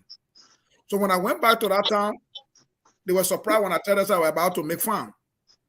And the reason I was making the farm is to take them from the town to the soil. And when I established that farm, they thought I was going to look for employees from somewhere. No, I take employees from the same town that were begging me for money to go now and stay on the farm to work. And they have their money started and they still there to do the work. And that money will be translated in a way where I will be able to hire other people to start making enough farms to include. At the time they buy their eye, we already have in the farm that that is established. Let me tell you my record in America here. I own a farm in America. I'm serving as a director on Providence Farm Collective. I'm the community engagement director. I'm not speaking with my word. I'm something I'm doing. I'm producing kettle. I'm producing billabor. I'm producing I'm telling you, right in America right now. In your backyard or just a separate place? We bought 37 acres of farmland as an organization, and that organization is taking care of 9 different communities. And those communities are not just Liberian communities, 9 different communities in which I engage as a director on a project. Right now, I ship a tractor back home to make sure that, how to call it, a UTV that we can use. Because whatever system I hear, I'm trying to implement it. If I get hold of one section, it will drive me to Chen District, it will drive me to Bason District. We got to get something established on the ground. We shouldn't just talk and talk. We have to walk from talking to action so our people can feel our leadership on the ground. Look, I'm happy every year to go and look in the eyes of our people to see that we're making changes in their life. And we make videos and bring it back to those conventions so our people can see the impact that we make in your people's lives. You don't know that whatever you do back home, if you come back here, it encourages the other Grandians here to be able to support whatever dream you want to support. So GGAA should be above constitution. Let us be the people that will provide services, to our people that will grow this organization the way we want it to grow. And that's what we're going to do in the agricultural sector. Thank you. Samuel, you want to add to the agricultural discussion before we move on? Yeah, I told you from the beginning I'm a district president, right? Yes. So we have a little conference. I engage mostly with the broad politician. That means I meet our county executives. The major one that you might have heard of is the dispute between Madison Gbote and Chester Grant and Representative Gbote. We call all of them into meeting in Chen District. But that's not what I'm about to talk about. I'm about to talk about the agricultural aspect. Now, when I begin the president of Chen District, we call on the complaint about the Burkinabés encroaching on our land. And then I asked one question: what the Burkinabés say they want? They say they want milk, cocoa, and coffee. If they make our own farm, then they will make their own farm. The question that comes in is this. I will not call my uncle name, but he knows himself. Apparently, he might come across this show. I have an uncle that told me that he's going to Nima to buy pepper and kettle. How can somebody let me grant you there? Travel all the way to Nima to buy kettle, deeper. I'm not talking about team from America. I'm not saying they're buying peace out. I said the people were buying ketere, pepper, dipa, edo, rice. I am not saying they're buying pizza or hamburger. Right. It is they were buying things that they could grow in Granjide. But their main concern was hospital. We find Nima people, and the Nima people say, when anybody who carry to Nima, the Nima people can carry them. I said, Allah. I mean, thank God that you have your audience listening. I told the Granjide in that meeting that they lie. I told them that when you buy pepper, interpreter, the pepper can kill you. You buy deeper, interpreter, the deeper can kill you. You buy rice in blood diala, the rice not kill you. You buy yam in Ganto when you come from over, the yam not kill you. They put not get good medication in the hospital that AK them, like because they can't. The reason why we are facing all this thing is because you guys don't want to listen. And Team Tayo Kamara has the agricultural strategy to carry Granjide forward. I don't know which country you are from, Mr. V, but I will tell you that in Liberia, lofa used to be the bread basket of Liberia. You think lofa people they may find in America? No. Nima learned that now as we speak. Whatever I can be saying, Nima developed because of the agricultural system they introduced. Yep. Our people needs to be introduced to this type of system. Titayo Kamara from 2015, they've been promoting a particular agricultural process. We can't let it go. We shouldn't be sitting down in our living room, watching Idepoa saying, I will make sure we go to Granjide, we point 5 people, they go meet Jovia. These are all belongings in my own Samuel Gerard voice. Belongings. We have the senator. I talked to all of them. We have the 2 senators of that country, of that county. We have 3 representatives. In fact, Chester Green can call Jovia anytime you want to. So it's open. After talking to them, I know their position in the government because I have talked to certain ministers in the government through them. So I know very well that they can pull buttons.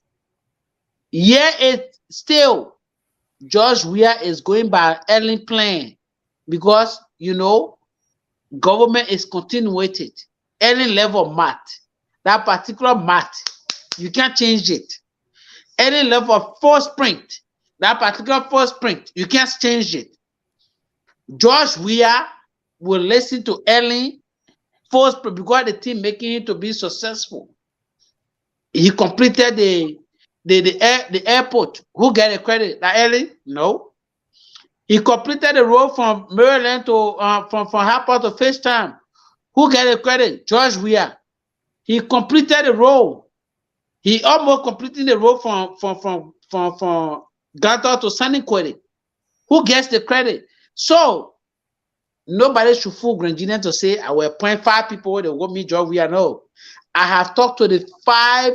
I have talked to the caucuses of the Granjide Association. Nobody can reach them. Granjide shouldn't be deceived because somebody promised and say, I will appoint. That is saying lies. Team Tayo Kamara is here to tell you they are out for restructuring GGAA, for GGAA to meet the standard of the 21st century.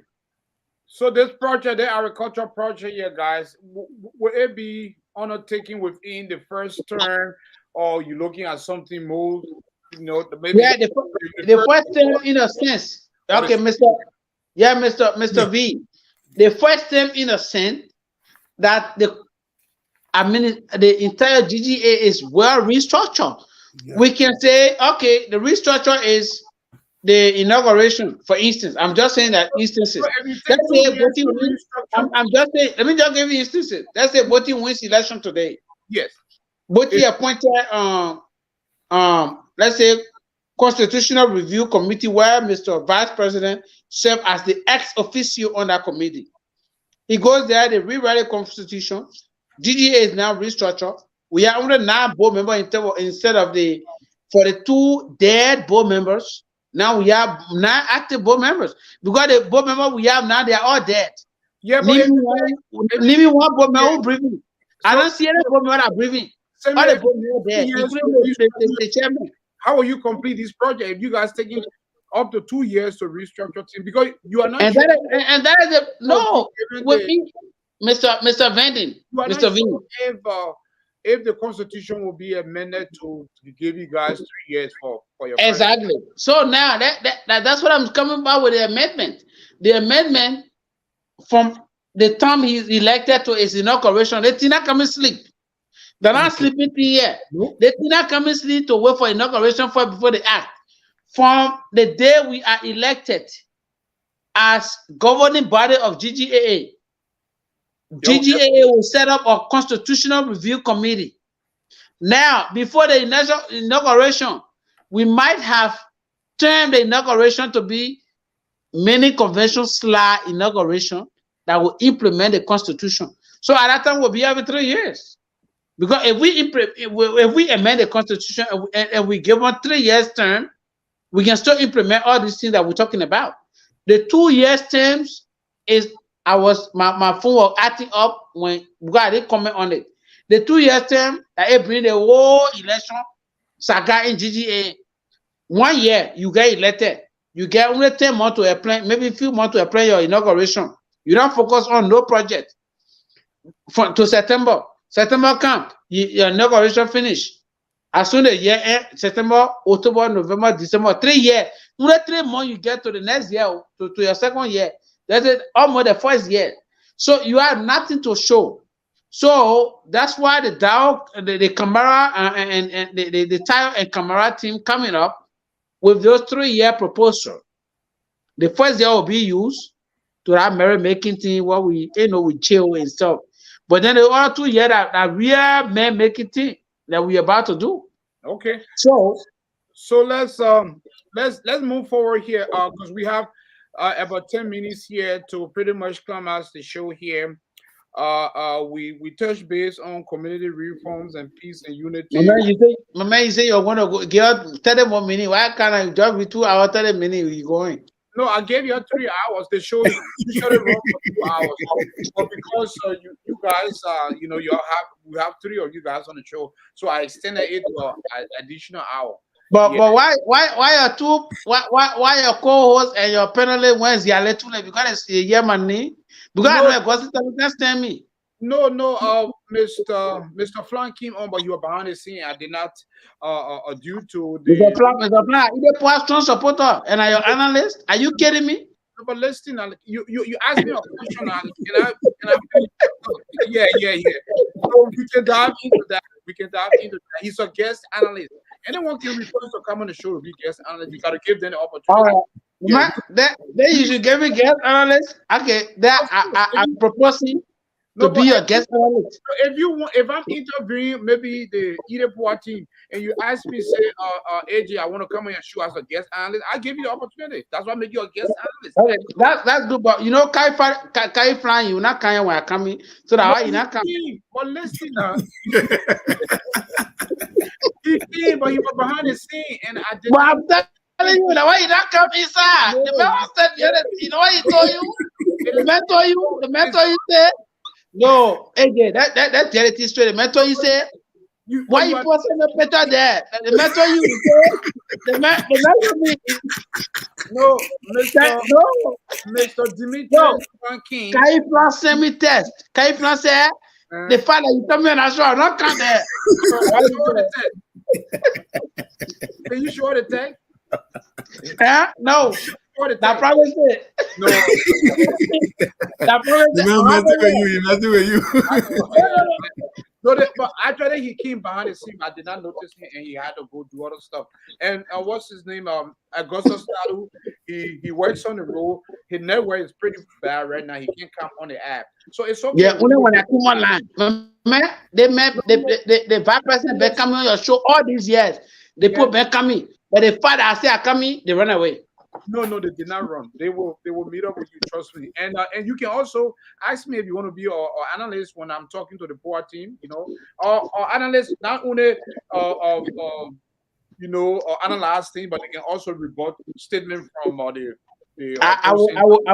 I would prefer to do that. I think I should be following you a lot. Thank you. And I appreciate your presence because here the fact that you have Flahn, the chief executive advisor to the campaign, as your analyst when you're talking to us, I should be analyst to their own team too. There you go. They will tell me why they will tell us why they find protests against that Kamara, but instead of them focusing on DJ Craig being reinstated, they're fighting us. They will tell us.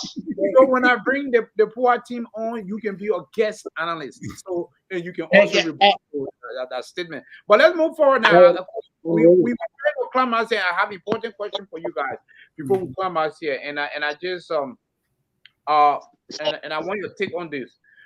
Even though the commissioner did not codify Mr. Gbote, but Mr. Gbote, he been on the show several times here, and he expressed that one of the reasons that he wants to run is his extension, and also he wants to complete his project. Even though we told him that government is continuity, and he said word of that. But what do you guys think about his current project that are going on, the statue and other stuff here? Will you guys undertake to complete that? And what is the benefit of the statue here? Is it going to cost the taxpayer money, or it just it's going to help the association here and back home? All right. Let's say the vice president. Then you go last. Yeah, let's start with. Yeah, and you guys have 5 minutes each because we have 10 minutes to go. All right. So, Mr. Kamara, saying you the vice president, you earn everything, and I trust the ability to iron it. Yeah, I want to firstly tell you that Mr. Gbote did extremely well, but what he fails to understand is government is continuity. I just gave you an example of President Weah and Early. If President Weah will follow his own project, the Grand Road will be completed by now. But because he government of continuity, that's why he's following. That now you see the face down to Zwedru Road, and now they started it because that's the stage. If you were inclined enough to follow GGAA at a time in 2015, when Kamara Kone, when he spoke as a guest speaker during Fred inauguration, the man outlined everything, the last place, but not the least, for the road to reach a Grand Jaiden, when he outlined everything as a minister of finance, as finance minister. So, and that the same path, because the way he analyzed how the road be moving from face down to Zwedru, exactly, that's it on now. Second play to Sunny Kwede, exactly, that's the one going on now. Bong to Lofa. So we shouldn't be deterred, that we shouldn't be disappointed that the road reached there, but just that the government will continue to it. Gbote, I will tell you that he did extremely well. He told the Grand Jaiden people that he want to build a minimum. He will build a basketball court. Everything came to pass. If I were Gbote like the way I am now, as Ken District President, do you know I'm advocating still? The reason why we're trying to postpone the organization, the convention, is because I want to be succeeded by an interim leadership. Karwho got me to be leader at this time, but I'm advocating to leave. An interim leadership should come in to govern the electoral process so we can be free. But that again comes with your own personal, as man, that why you learn your knowledge, why you learn in school, why you learn I'm a politician and I'm a public administrator. I got my master in public administration. So I know very well that I have stayed enough in Chen District. My picture is all over Chen District. Somebody else should come in. So what the problem I think is he want, because I told you that in Philadelphia I get different many things, and majority of the people are speaking on behalf of Gbote. They try to say that Change Gbote want to complete a minimum. I said, but before the convention, the minimum will be completed. And you will be. Will be a breaking news on your channel if you didn't hear it. They said majority of the people are supporting Gbote in Philadelphia. Key GGA people that you will never expect to say such.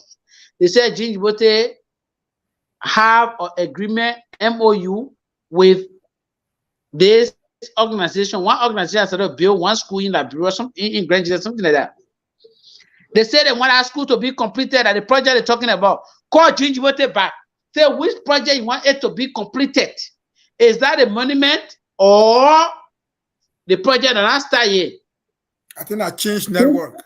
Gbote will not come and tell you, say, he wants to complete the minimum because the minimum should be completed according to him before the convention. So why you ask you got to complete?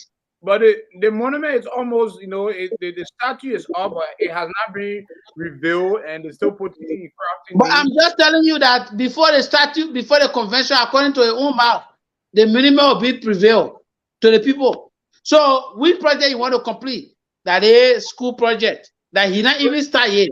So my question is, if you guys are elected, are you guys going to finish up his other project, or you guys going to? Of course.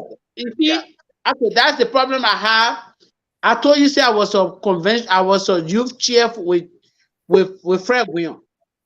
I was setting a record straight there. Then any of them come here to rebuke me.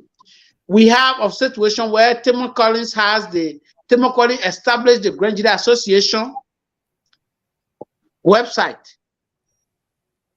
I'm talking as an insider and outsider.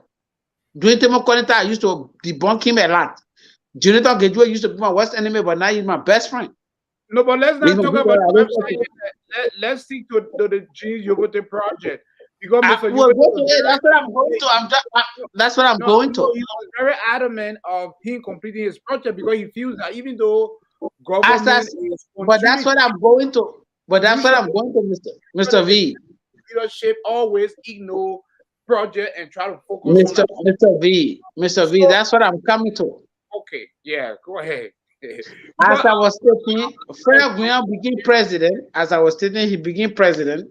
I was the chief advocate of continuation of Timothy Collins project because Timothy Collins had a website, and that's what I'm about to go to. Coming with posted, and he proposed that he want to create a new website. GG already have a website. He proposed that he want to create a new website. I said no. We can promote the website. We can develop the website. We can promote it. We can't renovate it, but we cannot create a new website because Timothy Collins already built that website. So till Kamara, Tarle, they are ready to carry on whatsoever that is left because the money that is being used to even start that project, that GGA money, am I lying? And that GGA money, that personal money. So if we leave that project by itself, their case, the thing happened to Menye. Menye became president. The market building GA or building Dream Frame administration, Menye should have taken initiative and complete it. They will say that Menye completed it. Do you know that today, many Nigerians believe that Menye is the only person that bought our generator in our hospital, in Matokome Hospital? People believe. Yeah, people believe that. Samuel, I just brought your friend back. The Babi was scared, but he came back. Babi, welcome. No, he wasn't scared. Then because of him, I will give you the man. Look, I had a man up on the phone now. Hey, you want to talk for you or you want to talk for yourself? The man saw me. You said the man was scared. The man said you take. Yeah, but wait, you're talking for the man now. I say the man myself, man in Philadelphia. He said you must not be on any show. Yeah. Oh, let's welcome him. Samuel, let's welcome Mr. Flahn. He came on. He was in the bag. I did not notice you, but thank you for coming. How was that walk? Yeah, Mr. sorry. Flahn, I mean, welcome. Okay. I came on several times, but then you guys couldn't. So it's okay. Well, I mean, so how you guys doing? We doing fine. We was about to end the show, but I will give 30 more minutes because it was my fault. I did not notice you, and I so know you've been following the show here, but I, we'll I let want you. I want to And you ask Mr. V. Yeah. Mr. V, I want to ask you, are you giving your 30 more minutes because either poor chief strategist team online, or you are giving your 30 more minutes because we deserve it? I'm giving 30 minutes because you're deserving for the benefit of our viewers because the man was on the flyer. Let me honest here. He was supposed to be part of the discussion, right? And he came on the show, but he was in the back, and I did not notice him because everything I'm on my phone. So I'm giving everybody the benefit of the doubt.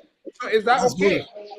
No, it's okay. It's okay because as I said, Karwho, Mr. President of the former president of GGAA, Pennsylvania chapter, my own big brother.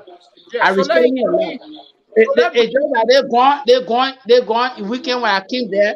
It's not the regular weekend where I can go for her to eat. I go eat a shot free. I go eat that mesh I can eat free.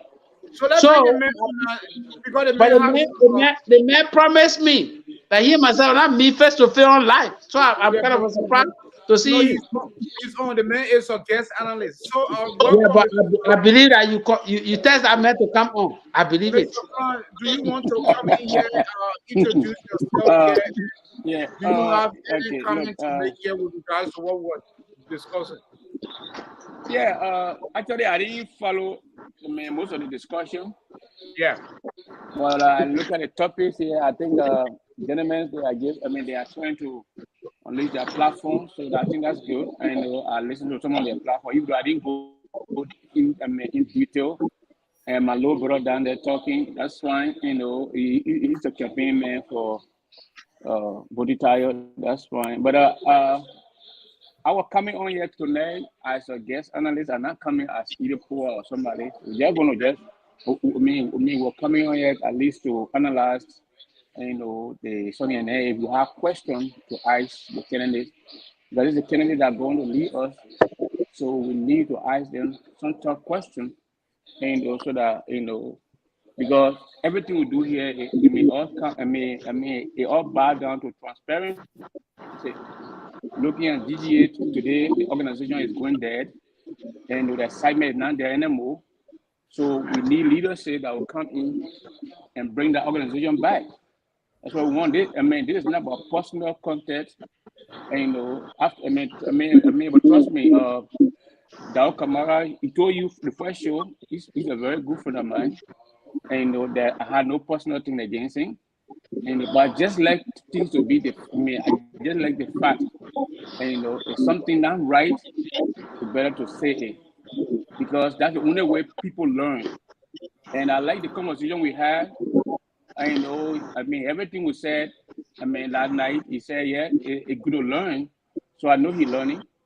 But the fact here is that GGA right now, they need people with transparency, who is willing, they want to lead the organization. So if I'm ask, whether I'm allowed to ask a question, then Go ahead. then maybe if you give me, Yes. okay, Yeah, that's why we are extending the okay, time here for the benefits of all not only right, our viewers but for the entire team. Yes, all right. Thank you, you are protected. Is thank your you. question going to the Yeah, entire team here, or are you going to Mr. Kamara and Samuel? it's going to Mr. Kamara. It's going to Mr. Go ahead. Kamara. It's going to No, Mr. it Kamara. comes to the entire team. No. Yeah. I'm the chairman of the campaign manager. I'm the campaign manager. Yeah, okay, So but let Mr. No, Kamara answer first. it Then you doesn't can do a matter. follow-up. Samuel can answer. Because let it be the open. idea is all about, I want to ask my brother, Yes. Kamara. So that the question I want to ask Mr. Kamara here is Yeah, that hold on. do he Demetrius, believe hold on. in the GGA constitution? Yeah. Demetrius, hold on. Can you repeat your question? There's a loud background noise. So can we all put our phone on mute, our mic on Yeah. mute and see? Okay, so that background noise was coming from My Samuel. question here, yeah. Yeah. I mean, don't mash me or somebody, my little boy, trying to mess with me, but But I know one scene for maybe I'll come here. So I don't get time for him. is mute You right know. now. Yeah, So, what I'm saying. go ahead. Yeah, okay. So what I'm saying is that I want to ask the presidential aspirants, Mr. Kamara, do you believe in GGA constitution? Sure, 100%. 100%. Okay. Do you believe in the constitution that say in Article 9, Section A, that say if the chapter is not active, cannot take part in GGA elections? Once I believe in the Constitution, I believe in all. Okay. So do you believe that your chapter is active or is inactive? My chapter is active. Your chapter is active. Right now, according to chapter number 9 chapter, your chapter is not active for the 5 years, 3 or 4 years. And But Mr. Flahn, what are you basing us to ask the question though? I know where he's driving. I know where he's driving. No, but Mr. AJ, we have to check your panel, your analyst. Why is he basing? He has to give all the facts before he even ask the question, because he's just saying your chapter is not based on what? The chapter is not active. The chapter not active. I mean, what made it active, Mr. Flahn, let me say something. I mean, when the chapter is in delete, when the chapter is delinquent, yeah.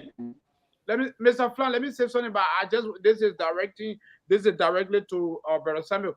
Let's give Mr. Flahn the opportunity to ask questions. You can do a follow-up, but let us not interrupt him. Let him ask, please. Yeah, because let's carry the conversation. The conversation is getting very interesting. So let give him a chance to do a follow-up. Go ahead. You are protected. The man want to know the basis. The basis here, that article 9, section 5A, it says that when the chapter is delinquent, okay, that chapter became non-active, and so that chapter does not take part in any GGA activities.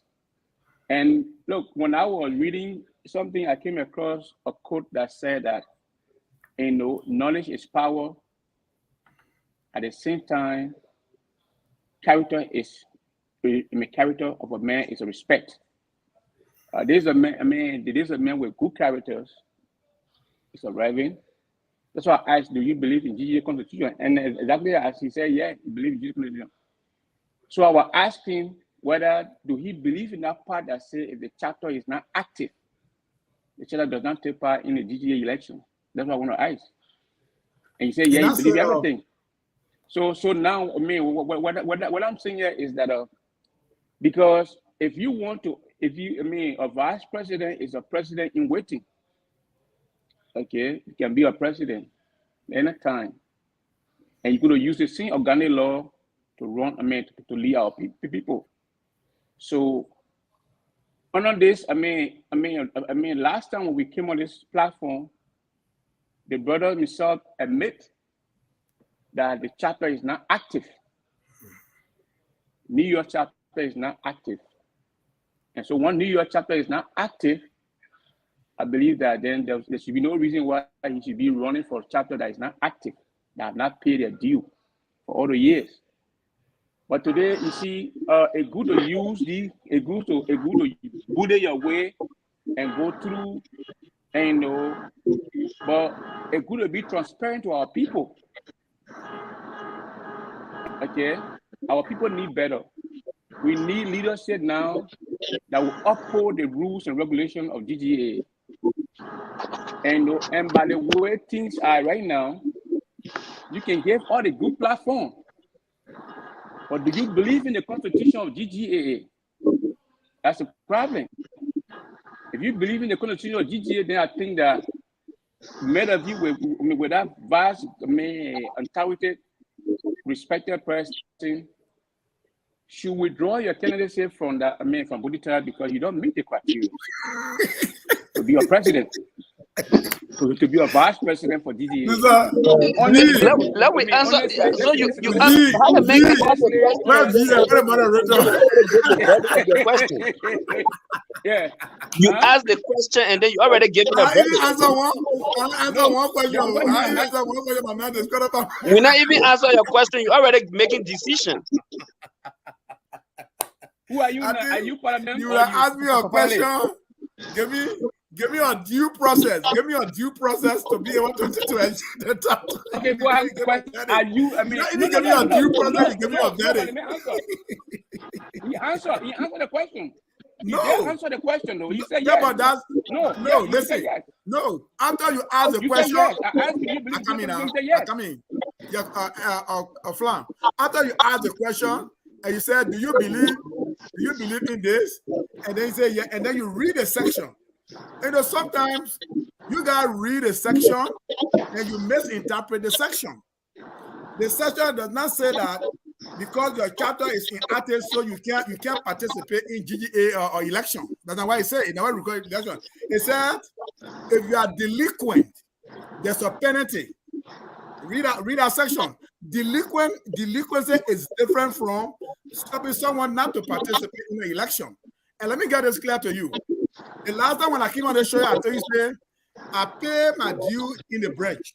And what I told you? You know, see me, I told you, you're here, V. I said, I pay my money in the branch and then where I get my clearance. Although Peter Gala is a chapter president, or I operate in the branch, and we are 7 hours away, Mr. Gale. And the arrangement between Mr. Gale and ourselves is the due is $300. We pay $150, and they pay $150, and we send it to the national. Sometimes the Grand Association you're talking about, people pay their chapter due at the convention. Our major chief of staff will receive chapter dues at the convention at the beginning active at the convention. It is because now Mr. Kamara is on the ticket of Gbote tire. So now chapter can no longer pay their due to convention. So as long as the chapter not pay their due now, so which means I'm gonna be disqualified. I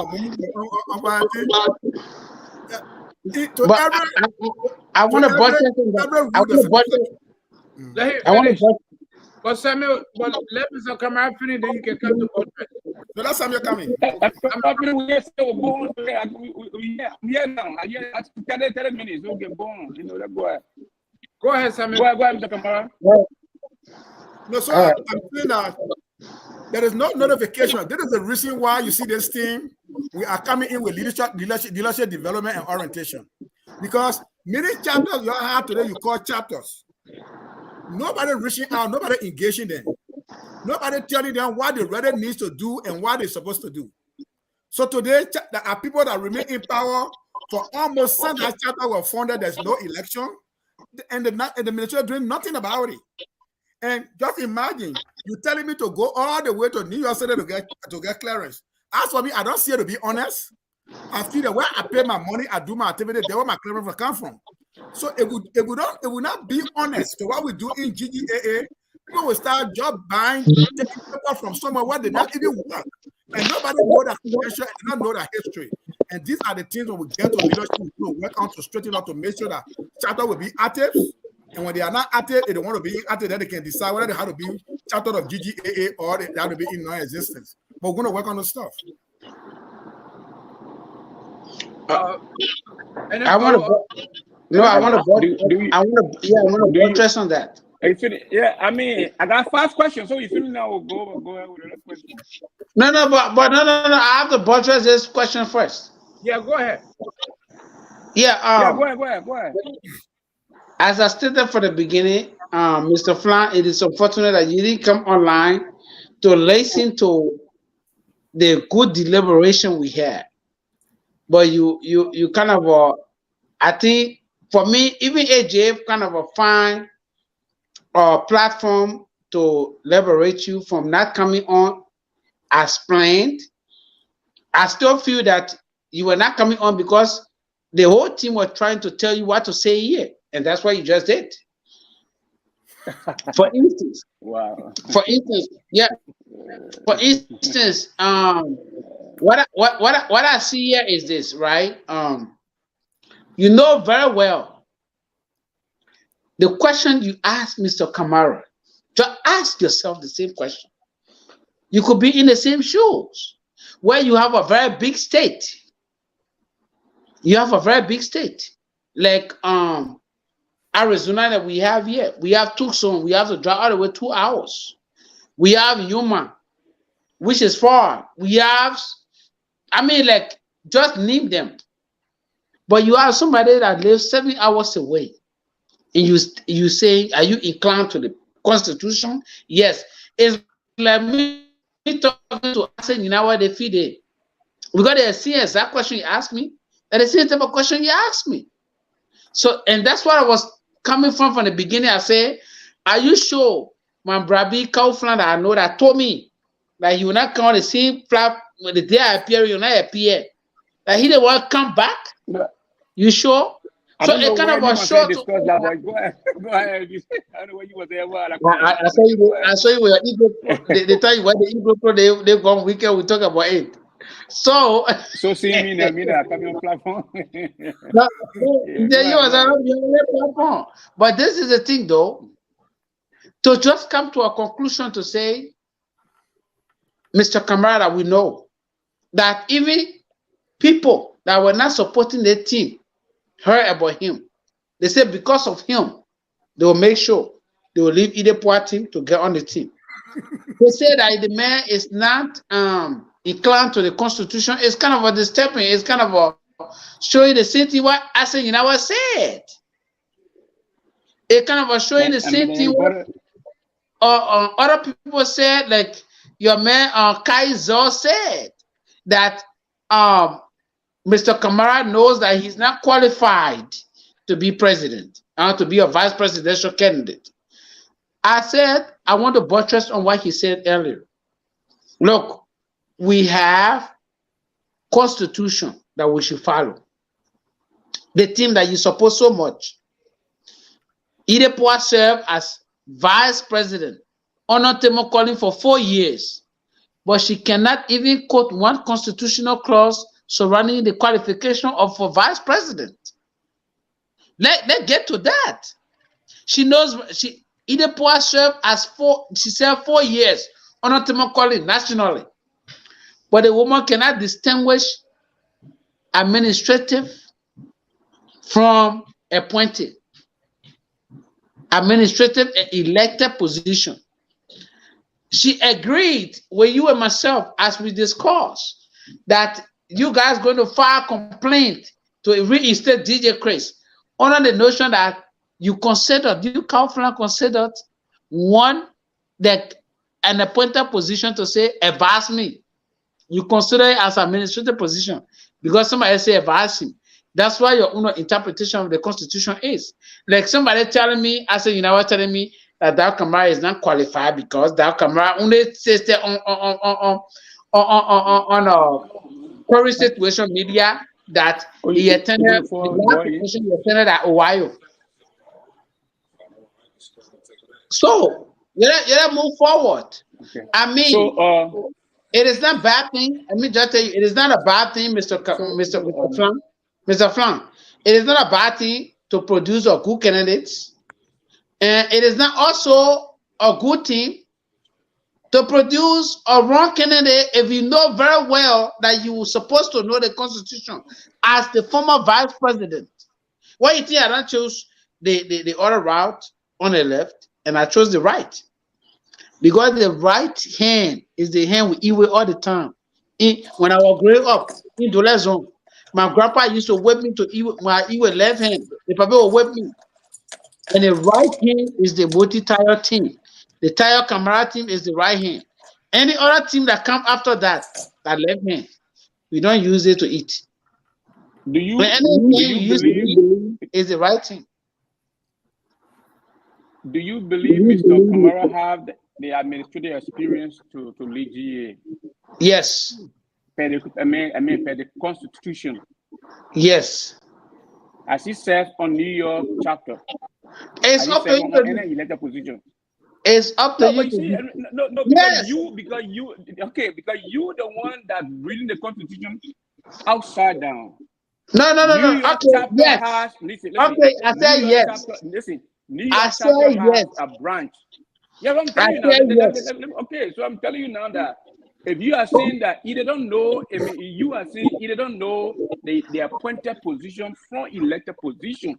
So I'm Yes. asking you, did Daoud Kamara serve on New? I think being elected on New York chapter. As any member on New York chapter. Yeah, Did it he is serve in any like capacity? yeah, it is like you are not following the guidelines of the election commission. If you follow the guidelines, and I'm 100% sure that you were not in the meeting that they called that night for all the candidates and everybody to be there. I don't think you follow it either. No, but listen. As I said, hold on now, hold on, Mr. Mr. Flahn, hold on. Mr. Flahn. School you on the differences. Go ahead. No, Mr. Flahn, look, I was in Philadelphia. That one good thing. I wanted to go for my past time. I said, I'm not come Philadelphia. I tell you, say I'll still pay 600 and still come Philadelphia. The reason why I pay it is because my going to Philadelphia opened my eye. Because all of y'all believe in the entire Philadelphia, the attack from either poor team is Daoud Kamara. And the wrong thing about it is that people even say that Daoud Kamara did attend Ohio convention. Are you kidding me? How can somebody serve as a chief strategist to a campaign that won the election? The person that showed up. I saw him with my 2 naked eyes. Rita got on my witness. I already gave my witness. So I said Rita got on my witness. If that Kamara, you and I discussing. So I'm telling you, you're talking. I mean, have you finished? Can you name the position? SOJ. Yes. I think here, Mr. Flahn is only here to satisfy his curiosity because exactly, and that's what I want to go to. He cannot change the decision of the election commission. What we're supposed to be discussing here is our platform, how this platform going to register the Nigerian people. Not be talking about the platform you gave. The platform you gave. You know, so what his problem here? Mr. Yugoti. Mr. Yugoti. I'm asking you on the platform that you said. Yeah, but Mr. Yugoti. Mr. Flahn. Mr. Flahn. Because I want to respond to Mr. Yugoti. Trying to say that either don't know the differences between elected positions. Guys, don't make progress. Don't make progress, man. So I mean, what I'm saying here is that if somebody want to lead GGAA and you don't believe in the Constitution and you want to shortcut the Constitution in order to serve our people, are you doing that service? What do you mean by shortcut the Constitution? Because this man does not have that. We went through the process. Mr. Kamara, just wait. Because Mr. Kamara, I dealt with this thing in the entire PA this weekend.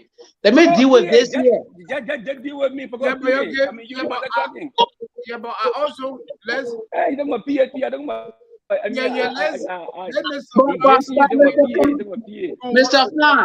Mr. Flahn, all your assertions you just decided to make noise. Listen, you just want to make noise. Listen, you're making noise because you want to confuse the electorate. But I'm taking my time to talk to you because I mean, what are you talking about? And then I mean, not holding water.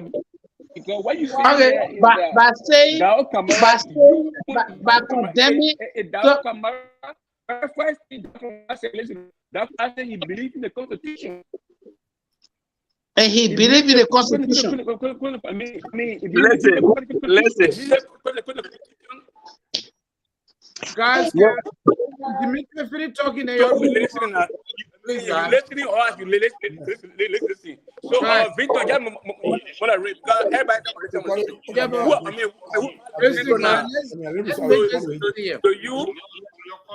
Okay.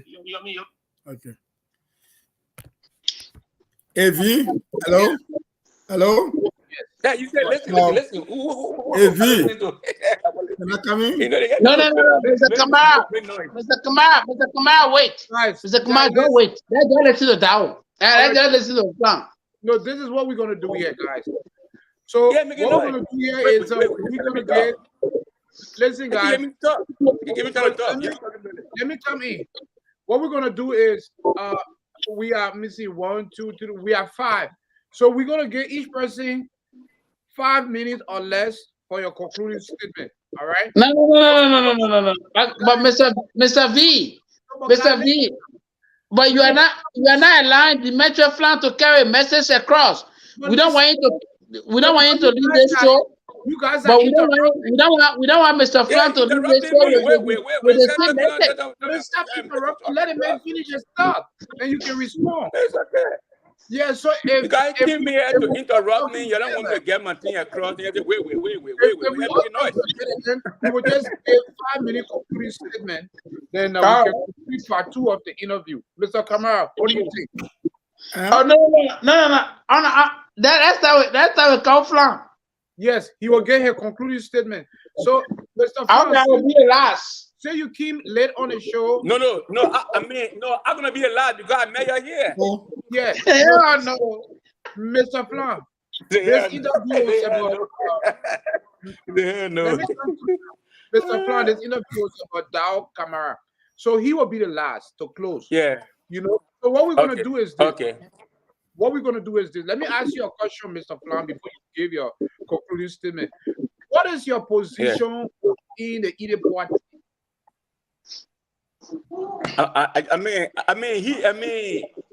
I just advised on the camp. I just advised on either advancing strategist. Yeah, Yeah, I'm you advisor on an you for- advisor, you are active advisor, official advisor. Yes. Exactly. Okay. Do you consider I'm your an advisor, but tonight, listen now. No, but Tonight, Yeah. listen now. Tonight, you saw the flyers. I came on here as a host, a host. Yes. So, yes, you're absolutely right, and I can defend that.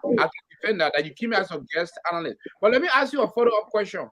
You are an advisor to the Ideport team. Is your job considered administrative or executive?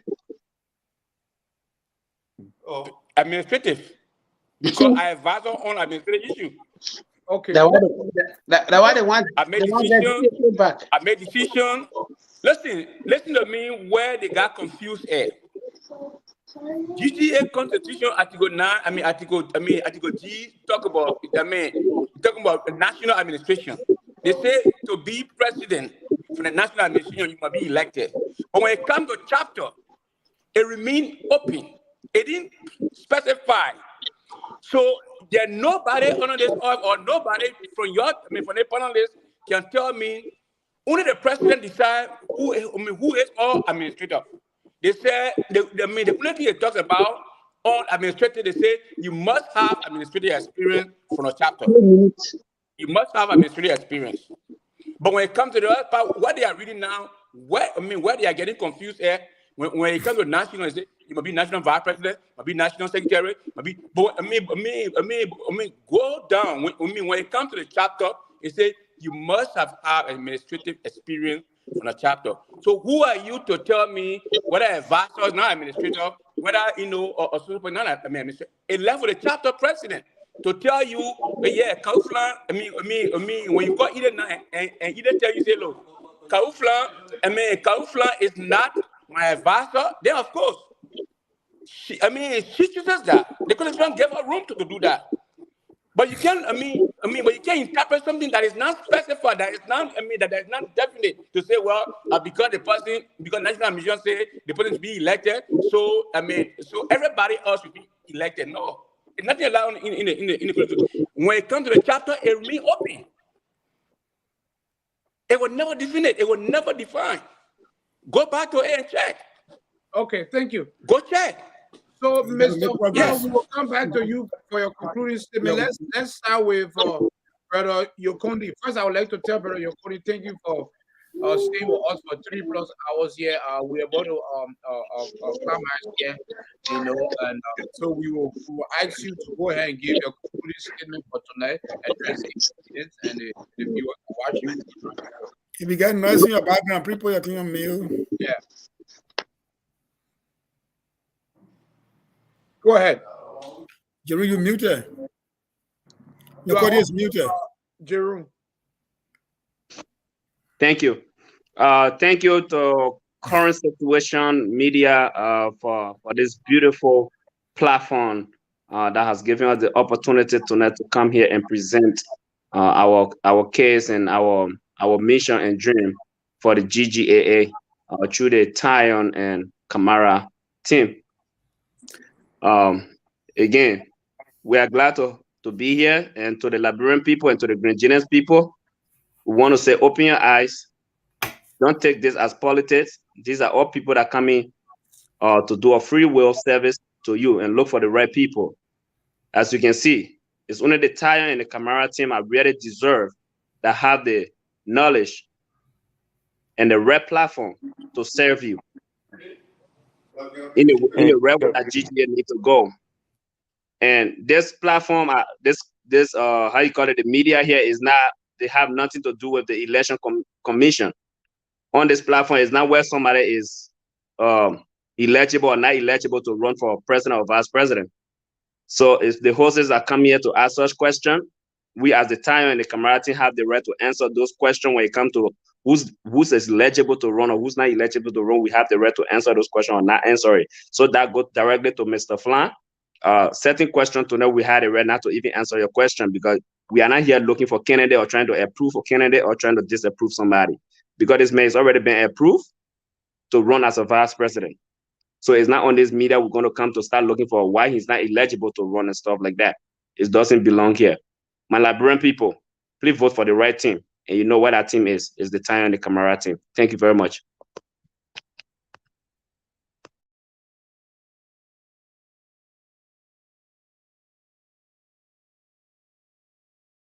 So thank you there, brother. We appreciate that. So what we're gonna do here is we're gonna go ahead and bring on let's see here. Hang on, guys. All right. So we're going to bring Mr. Flahn here for his concluding statement. Well, the man just spoke. No, it's okay, Samuel. We will come to you and Mr. Kamara. Like I said, I already told Mr. Well, no, Mr. B. No, hang on. No, Mr. B. Because I hold your media. Let me finish. I hold your platform to the higher extreme. You can't have the man speak 2 times. He just I asked him a question that was not his concluding statement. Yeah. I read it. That's why my people I want to talk to you. Let me go ahead and give his concluding statement. Look, he said where that Mr. Kamara was scheduled for this interview. I said, hey, man, go ahead. I agree that my people. Thank you, brother Samuel. I really appreciate that. Brother Samuel think he can terrorize me, but so, Mr. Flahn, I know brother Samuel is just joking. No. I know he's joking. No, listen. I want to say thank you. Yeah. Thank you so much for having me. I know. I should have been here from the beginning of the show, but I was, for certain reason, technical difficulty, I couldn't log in. Yes. And I tried to come on. So I want to say thanks to the panelists your guests tonight. First of all, I want to say thanks to my man Kamara for coming on. I want to thank even his able lieutenant that came along with him. But let me establish the fact here tonight that the border that I said that this place is not place commissioner I already decided and approved Mr. Kamara to run. Please don't be so hurry, because it is not over yet. It is not over here until it's over. The board adjudicating issues, and there's a protest file. We still remain the fact. We still maintain the fact that Mr. Kamara is not qualified to run for GGA. Kamara obtained a certification from a coordinator. A man of his status should know the difference. The change of the change of command. But instead, he got a clearance from his coordinator, of which, the Constitution allows only one president to a state, not two presidents, where Orito Bear is calling herself president on that certification, and he willfully brought a certification to the Election Commission. It was flagged to the National Board, and the board are looking into it. Another thing here, look, we want to lead our people, come with clean hands, and be patriot to our people, because the community looking for leaders who are open-minded and transparent. You cannot mislead the community and want to lead them at the same time. Mr. Kamara here, this is not a first offense. In 2018, Mr. Kamara represented the board firstly as a board man in Suffolk. You got 2 more minutes. Yeah, where where you are not serving no position on New York chapter. New York chapter been existing forever, and the officials still remain the same. So Mr. Dow Kamara came from a branch, and the only official in that branch is Orito Bear. So definitely Mr. Dow Kamara is not an official on New York chapter. So Mr. Dow Kamara again is not qualified to run. But the board look at those things and sweep them under the rug. This is why we are taking our challenge to the national board. Until the national board can clear him, Mr. Kamara, is not candidate yet. So anybody that say election commission approving and they are jubilating, let wait and hear the board. We will not have people lead us with wrong impression. Thank you. Thank you. All right, so let's go ahead and bring in Mr. Samuel O. Jida to give his concluding statement. You got 5 minutes. Your mic is on mute. You got to unmute it. All right. Go ahead. 5 minutes. I'm SOJ, Samuel Oshaka Jada. I'm mostly general news are SOJ. All right. SOJ. Mr. Flahn just spoke lengthily, crucify himself. As I've said, I was in Philadelphia where Idepoa is residing. And everybody in Philadelphia that support Idepoa, their protest is against Dow Kamara. I don't know, for certain reason, which of course I'm about to give because I'm on time. I watch my time. Yes. 1842. Mr. Kamara is believed to be the most popular, not only within the Grand Judea community, but when they were in peace camp, Mr. Dow Kamara is a household name. If Dow Kamara is associated with Gbote Tarle, it is likely that it's a sly win. So now Dow has become the target. Dow has become the target. And for so whatsoever reason, my Philadelphia trip, actually I didn't want to go. I wanted to make that sacrifice to pay that money, my part to represent the whole family. At the same time, they mean with Paul Bearer to carry a casket to the limbo and then put it by in the church or from the church to the limbo. That one thing I learned from this trip, the qualification of Dow Kamara. That's one thing I learned. I learned that Dow is bringing experience, mobilization. Dow is bringing not only, I'm telling you, Dow is not only bringing mobilization, but what he bringing in what we call family reunion. So now, either team learned that Dow is the threat to either winning. So what they did is Dow is the target.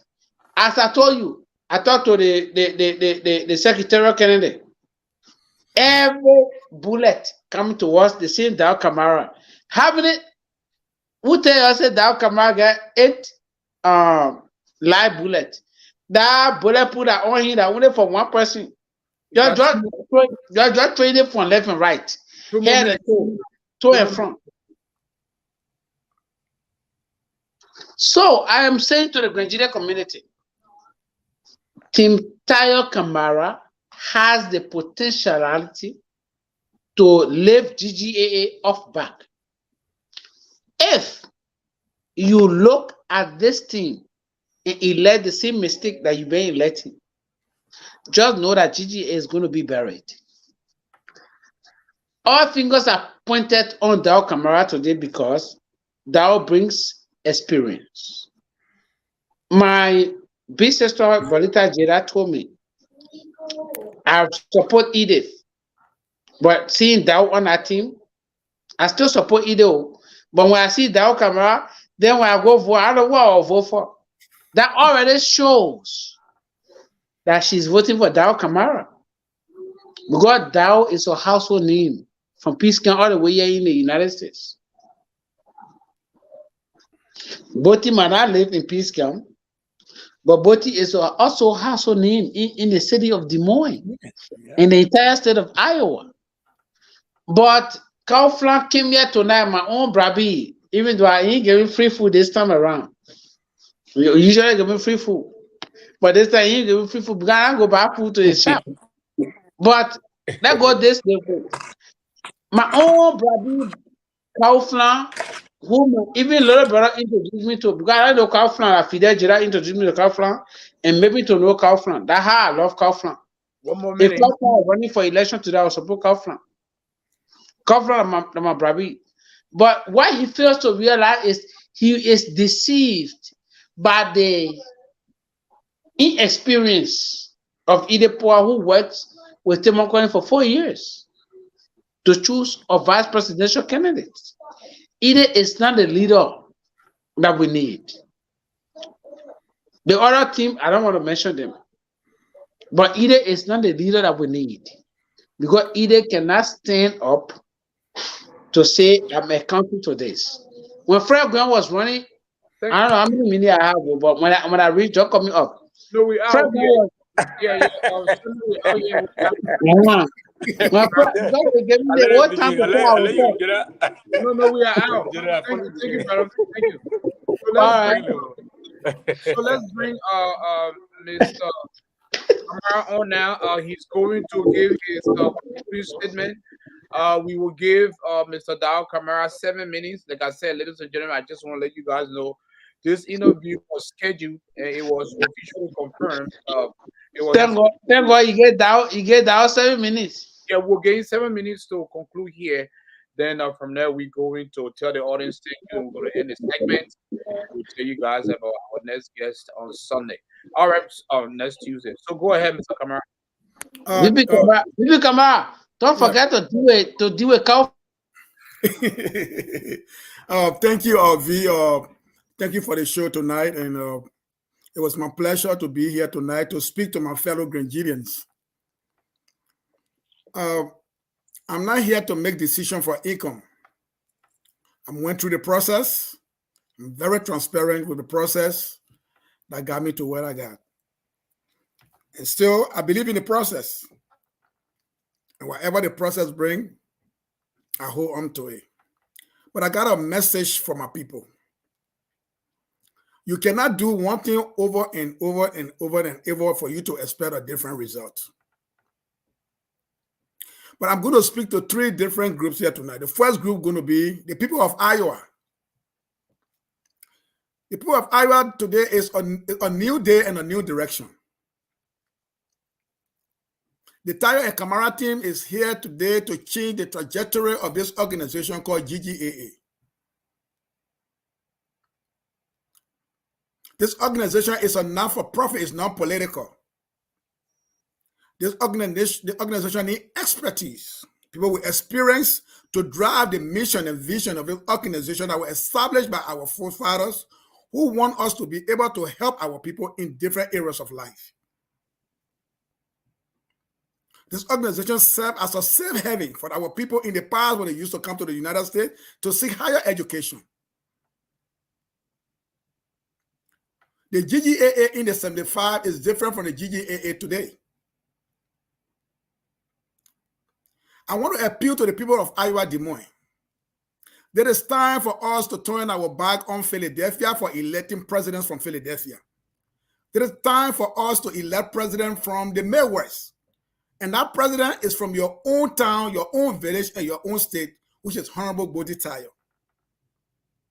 It will be so sad that you will turn your back on your son, your brother, a husband, or friend who live with you in the community and give the national cake to someone who don't live with you. Even if you and Mr. Tyre have any problem, it is time for us to put the problem behind and let victory come from Iowa, Des Moines to produce the next president of GGAA. If Grand Gbote Association could be a successful organization today, credit will go to the people of Iowa because they were most of the presidents come from. The reason we down this road because they were not successful. Can you join me so we can trust someone from Iowa, Des Moines? Can you join me so we can trust someone from the Midwest who will be able to bring the organization under a complete new governance to reform the constitution of GGAA to reflect today's activities? Can we not continue the same road that we're on that creating chaos and destabilizing the organization integrity? Are we not tired of confusion and bringing people who are bringing confusion among us? Can you not look up to people who are willing to go to work day one and deliver the organization out of what they are in right now? We are coming to the table to be able to help you all and help the organization. Our people back home need us. Even our people in the United States here need us. This organization worth $1 million that is not heading anywhere, that just heading into confusion and chaos. It is time for us to open our eyes to see what direction we need to take this organization. The Tarle and Kamara team will come together to give you good governance. We will eradicate misappropriation of organization finances. GGAA will not be our usual business. We're going to change the direction of this organization. We're going to look at the board of directors and reduce the board from 44 to 9 board members who have credibility.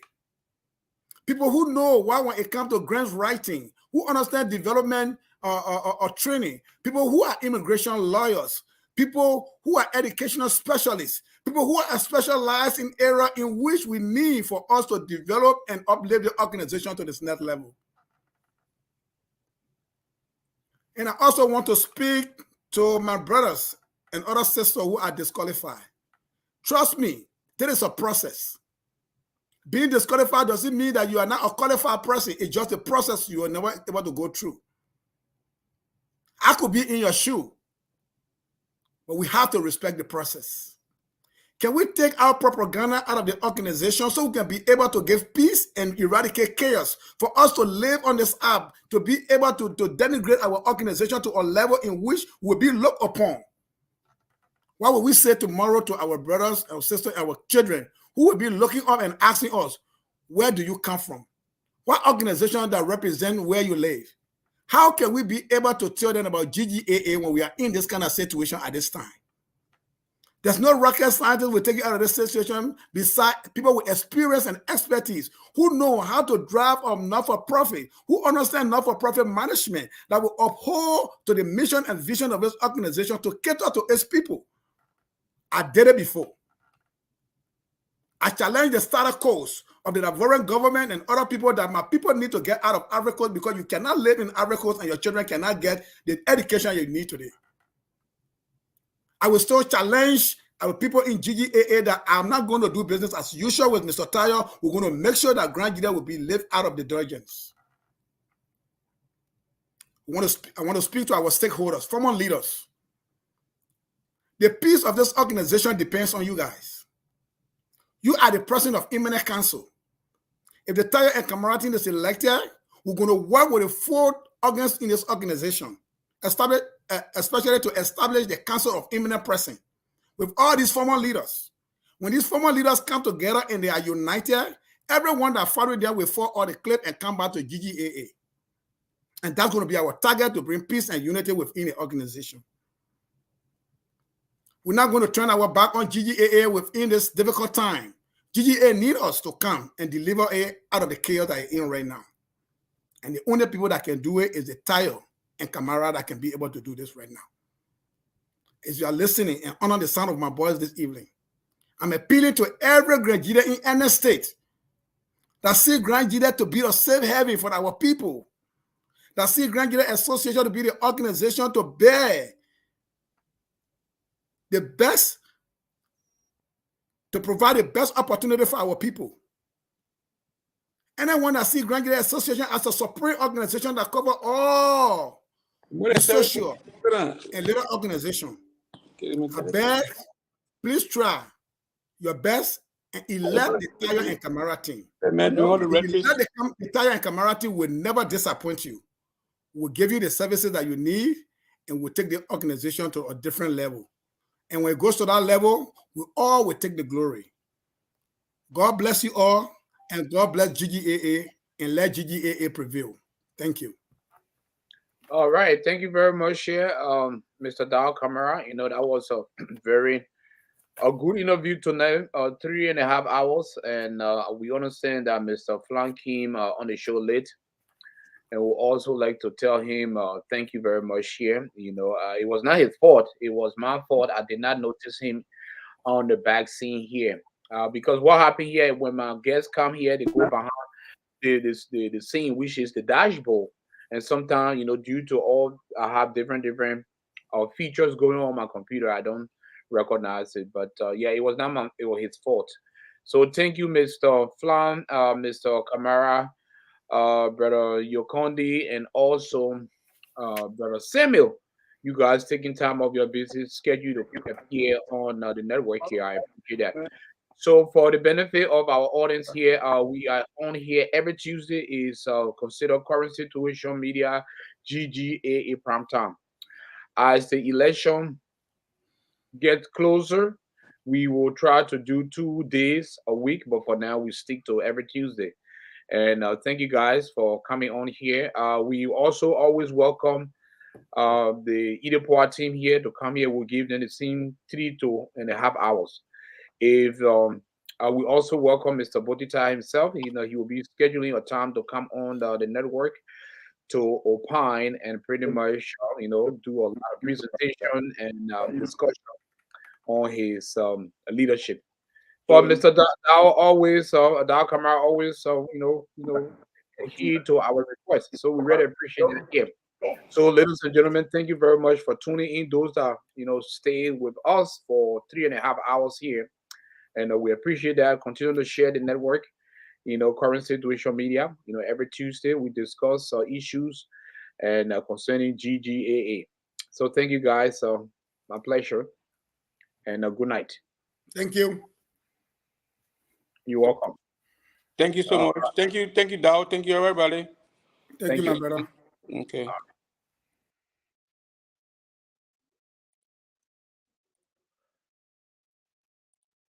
All right, folks. Yeah. Once again, we say thank you, thank you, thank you. And tomorrow is Ladies' Night, Wednesday. We'll be discussing interracial marriage on the network. So join the Ladies' Night discussion.